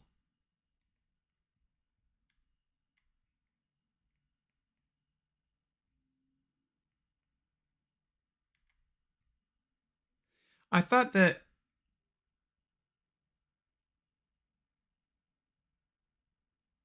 yeah, like animation, in my opinion, is more time consuming. Uh, but I think, yeah, I think you agree with that. So it's like do something more time consuming and then something that's like slightly less. But I can't sacrifice any time away from.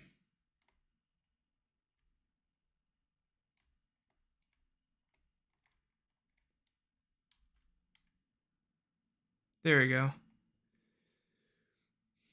It looks so good when you get into the graph editor.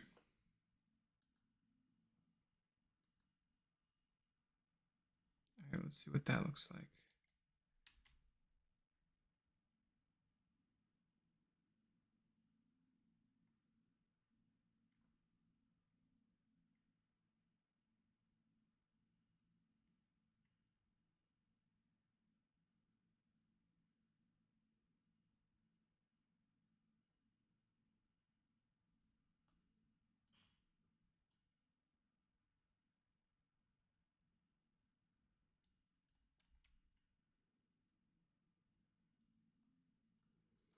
All right, I'm gonna see if this.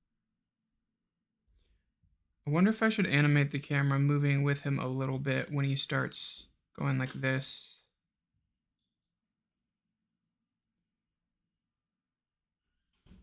I know that he walks out of frame, which that's not what I want. He kind of still in frame, which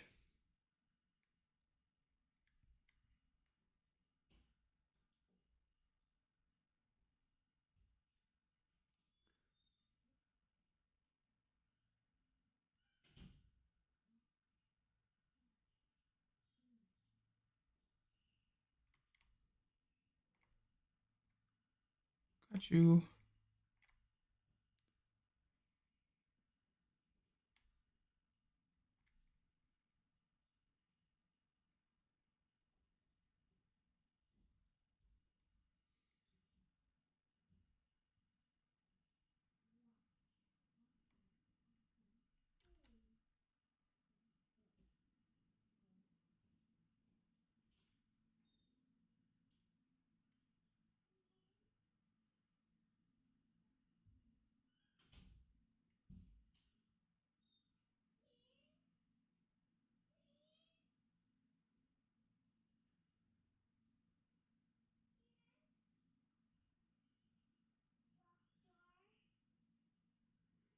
I think it's better that way.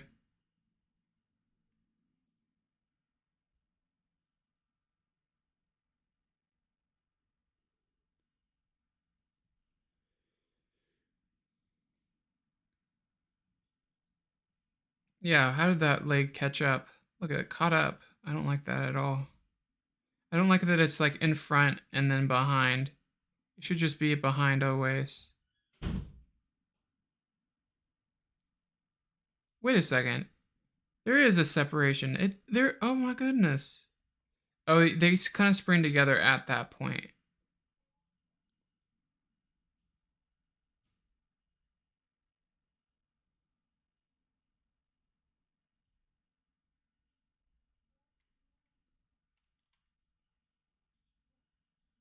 Oh, yeah. There's like a slight difference between. I know this doesn't look.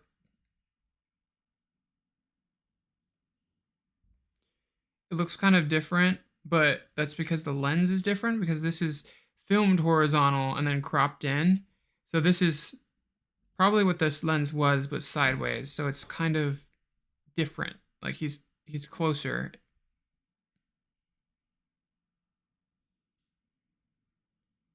I might play with different lenses to see if that helps, but I don't think that's necessary.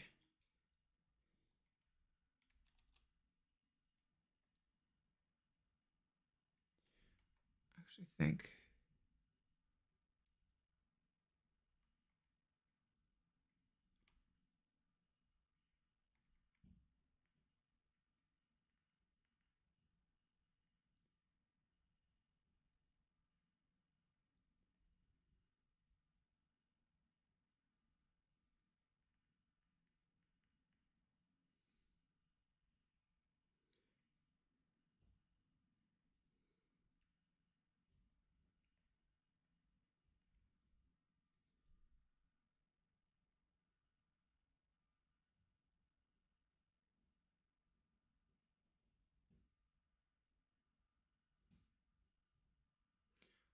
Alrighty. Yeah, thank you. Thank you for joining Death Time.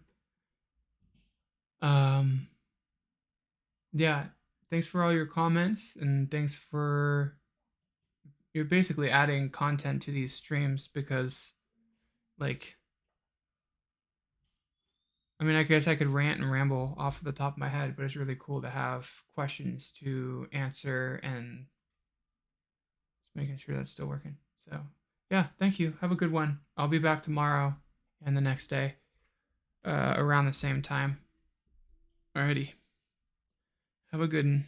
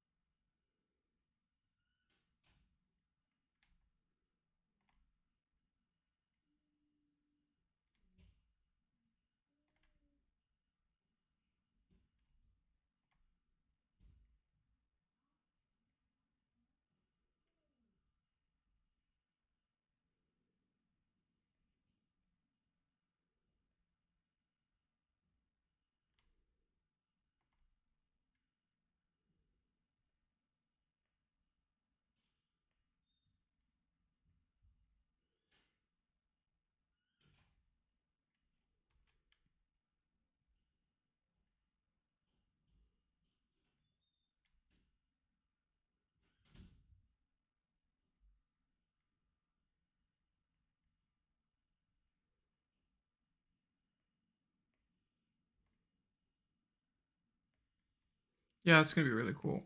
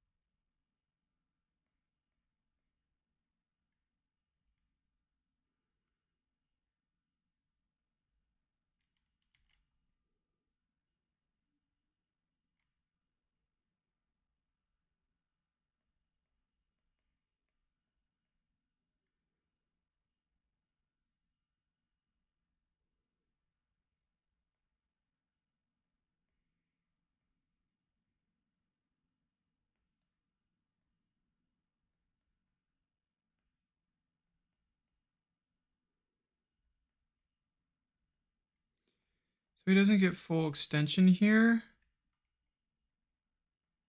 but I'm sure that if you were to ask him, he would want to.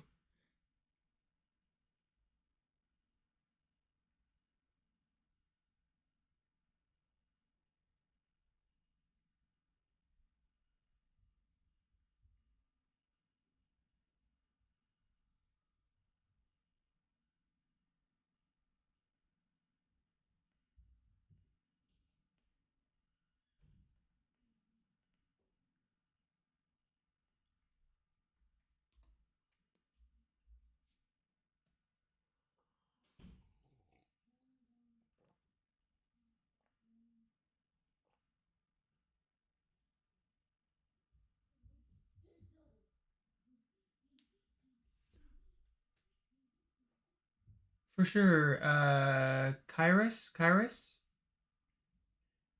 Kairos. I pronounce things phonetically, so that is your phonetical name. Um, Thanks for joining the stream. Really appreciate it.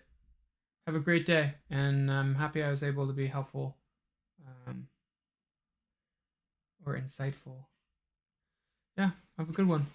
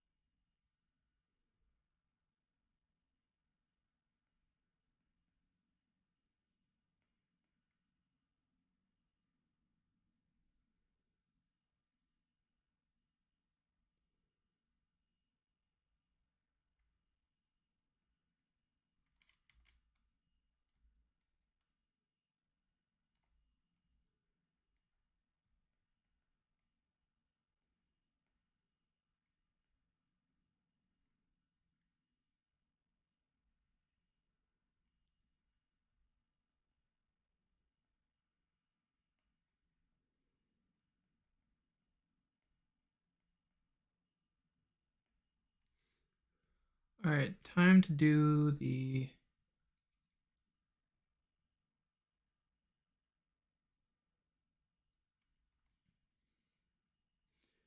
IKFK switch.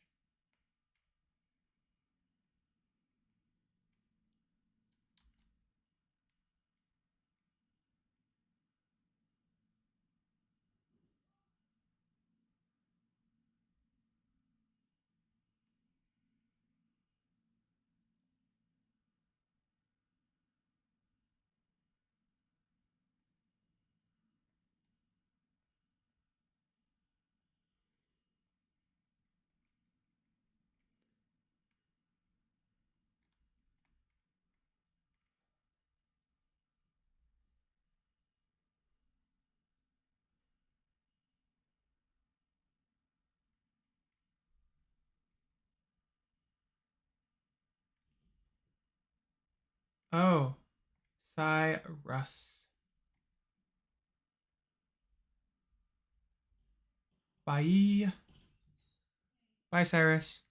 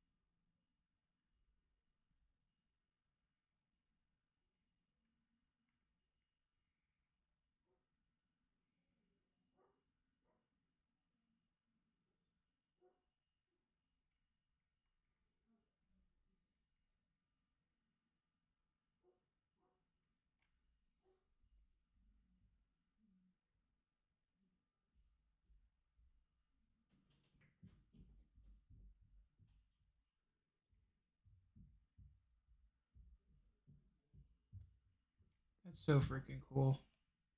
Thanks, guys. That's so great.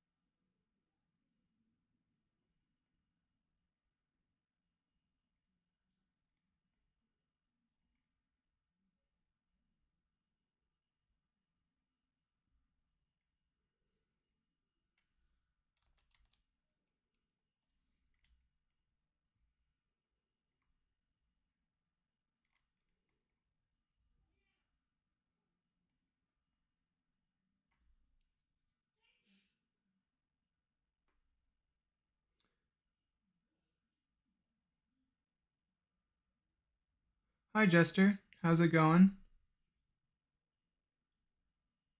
I wonder why your name is in a gray box. I've never seen that before.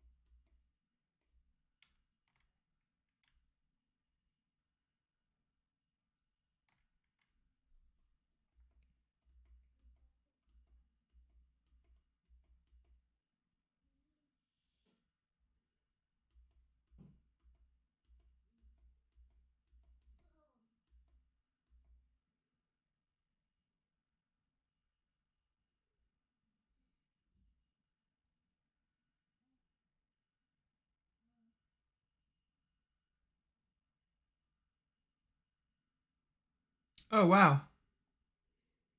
Congratulations. That's pretty awesome. I did not know about that.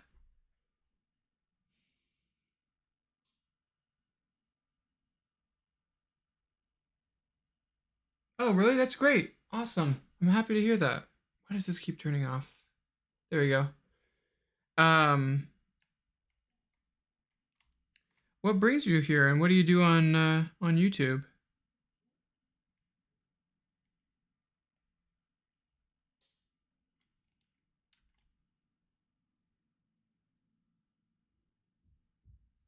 Maybe I've seen your videos. Let me see. How do you copy and paste something?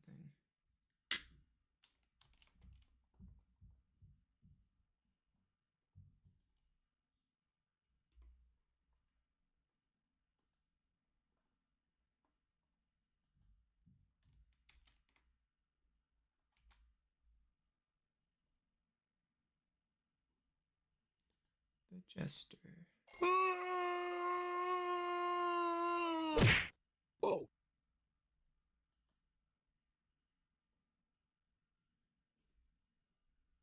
Wow.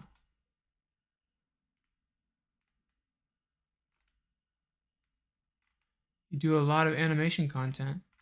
I will subscribe. Oh, I'm zoomed into me. Oh, what the heck? Okay. Cool.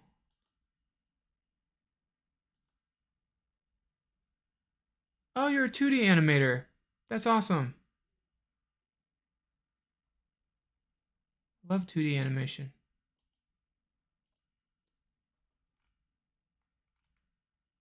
I'll definitely watch it after this stream because I don't like it when people watch other people's work on stream and then steals their content. So, just out of respect.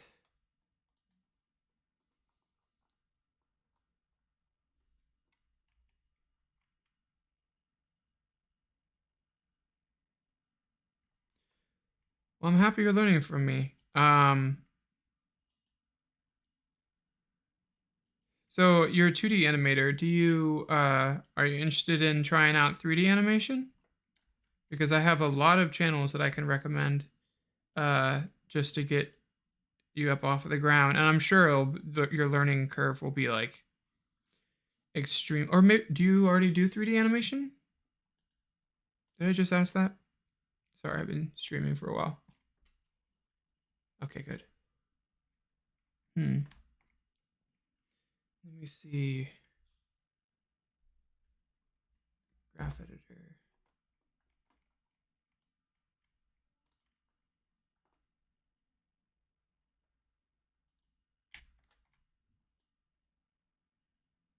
Yep. A little wonky in the knees.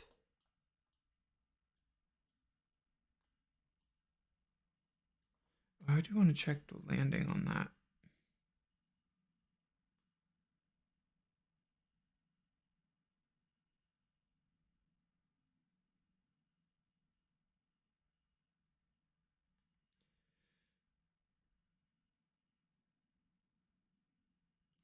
That's a big. I mean, I could have put a smear in there for sure.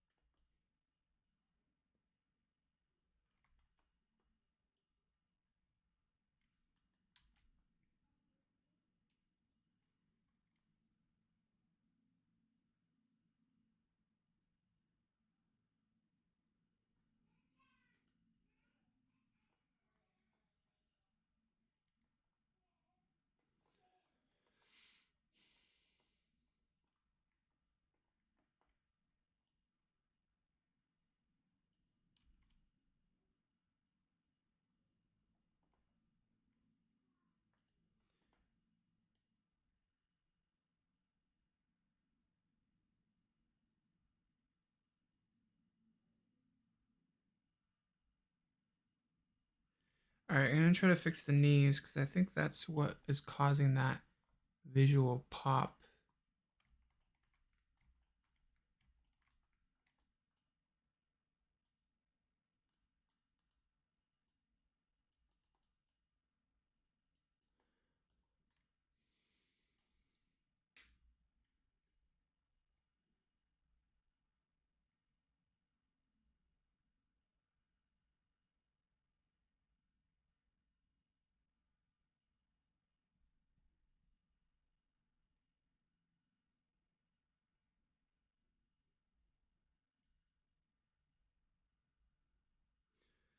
Okay, I need to switch this off.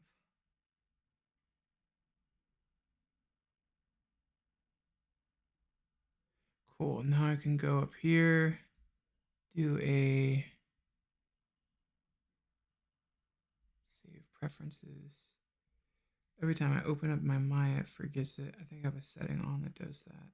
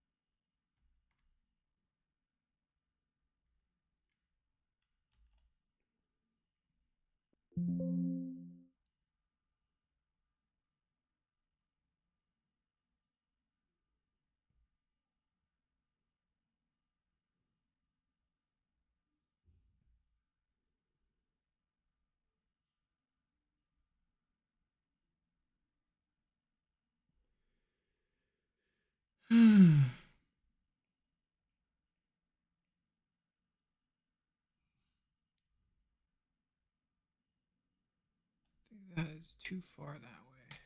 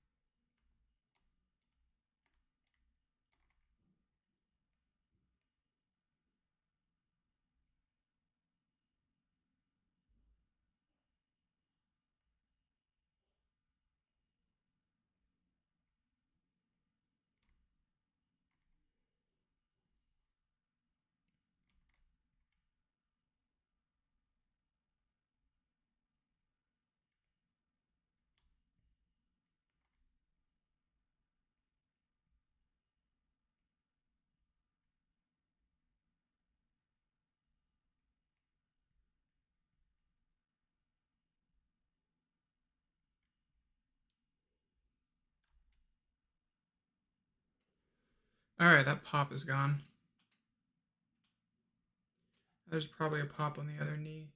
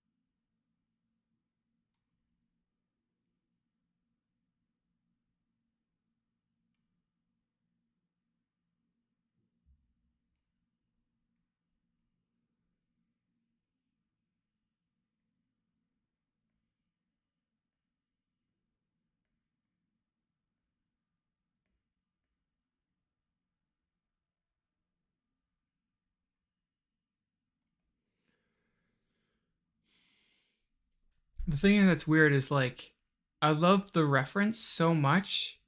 Like when I watched it, it was just for entertainment. I was like, "Oh, that's so cool," and I'll rewatch it like 1,000 times. And then while I'm animating it, it's like I'm having the same experience. It's like now I get to see it in 3D. Like, oh, it's such a cool move. Then I'm looking at it, it was like, oh, it's like, yeah, it's just exploring motion that is awesome.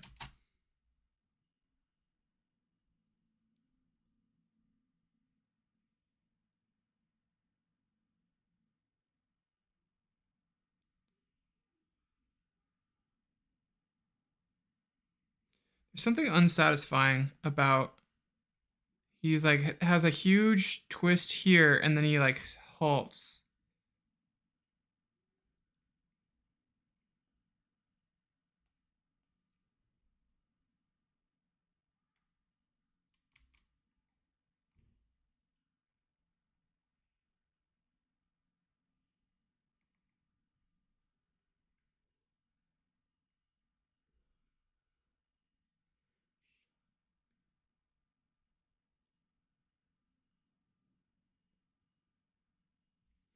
Kind of deviating.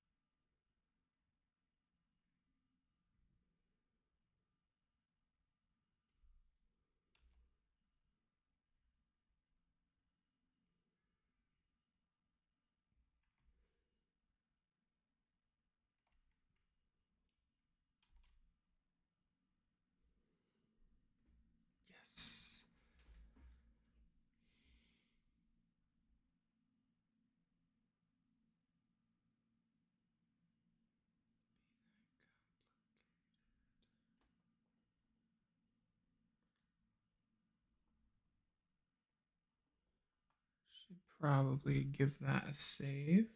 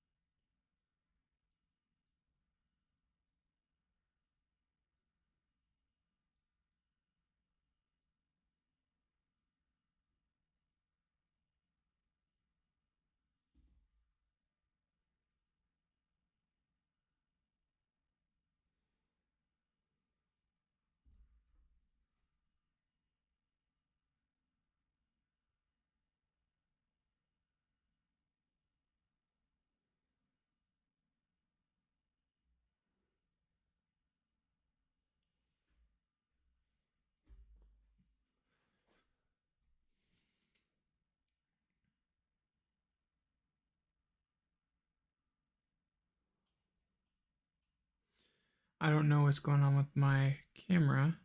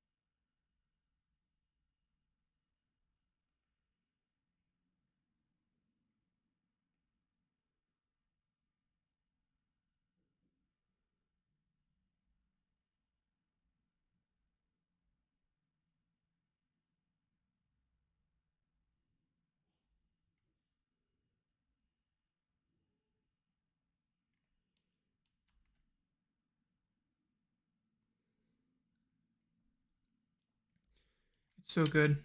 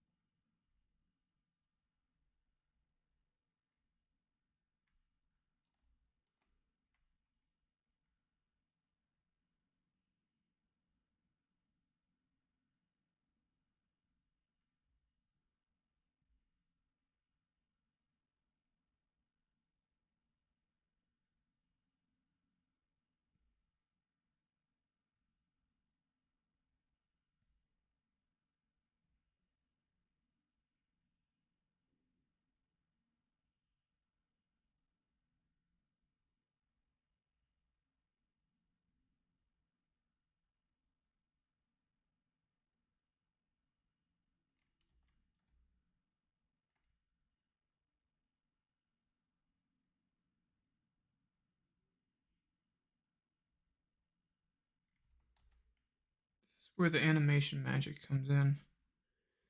This is where you plus your reference.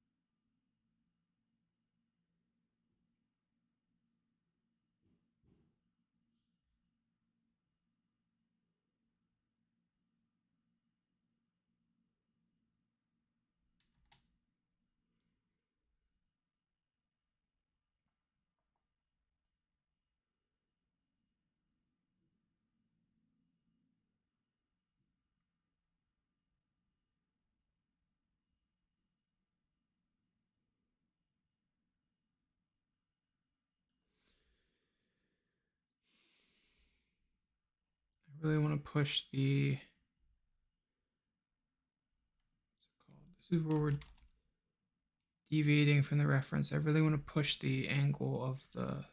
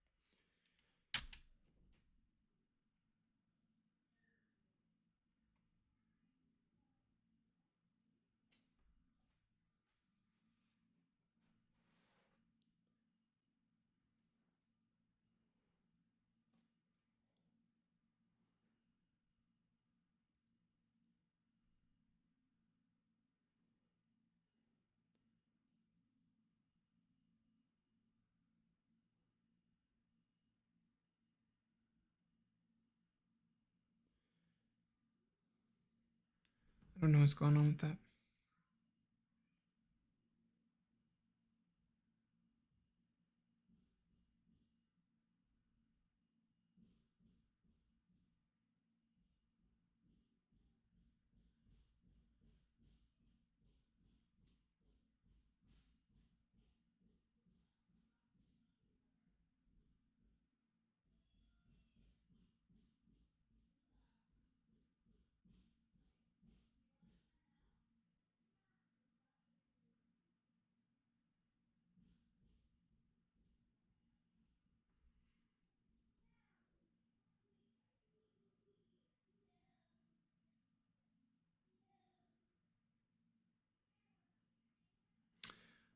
Uh, hello, Milo. I get my I get my reference from wherever I can find it. This one I got from YouTube Shorts. If you're wondering how to download it onto your computer, uh, this is a good website right here.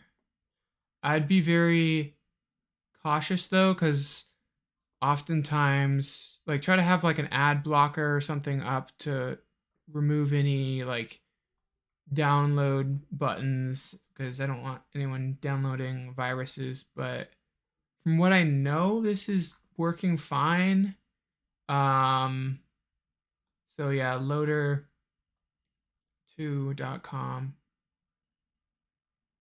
Um, and it gives you a lot of options for audio all the way up to 4K, even 8K, but that's pretty crazy. So yeah, wherever I can find it. If it's an acting shot, I film myself. Um, yeah, just film yourself if you want something extremely specific, and if you're athletic as well. Wait, is this tracking? Good. If you're athletic and you can do some pretty cool stuff, then yeah, film yourself, because you can choose the angle, you can do a lot of stuff. Um, I'm just doing this one for the pure epicness of it. Nothing's cooler than this.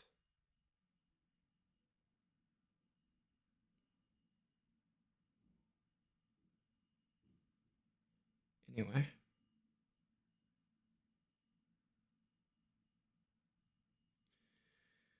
I'm gonna take a quick break. Um,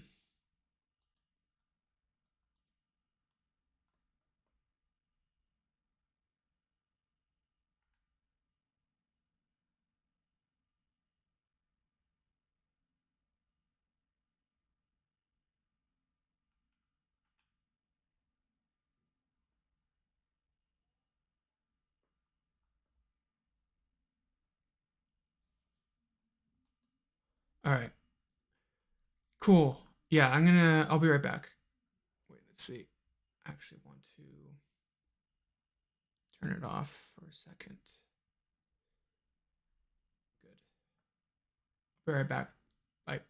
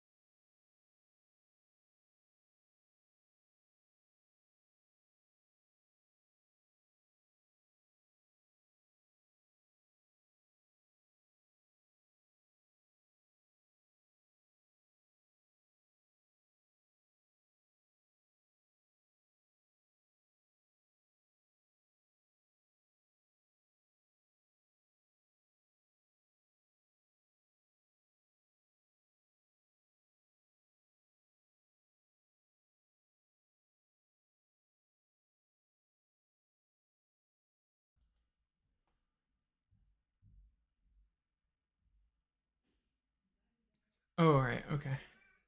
Oh my gosh. So, yeah, my son came into the office when I was like using the restroom, and I heard him open the door, and he was like playing with my Legos and like the Slave One Lego. I was like, oh no. Um, he's like 2.5, so it's a bit sketch, but he didn't break anything, which is fine. Because he plays with Legos, even Legos of that dimension. And I'm like, no, don't do that. And he's like, hmm. I go, well,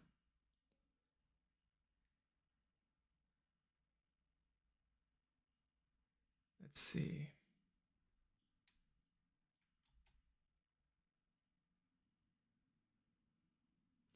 Yeah, I think I'm gonna polish the limbs more tomorrow. Let's see. 11:51. Okay, I'm actually gonna end stream here. I'm really happy with what we got done on the stream. I think I think it's been very productive. So yeah, I guess I should thank my patrons. Let me zoom into my face. Let me save this. All right. Thank you so much to Alex, Stan, Lucas, Victoria, and Ava Audu. Thank you so much for supporting the channel. I really appreciate you. And yeah, I hope to finish this in a reasonable time, or at least the animation. I know that the cloth simulation part is going to take a little doing. Um, but yeah, thanks for joining everybody that's joined today, and thanks for helping me get to um, 1,000 subscribers. That's a huge benchmark. Um, so I really appreciate you, and yeah, have a good one.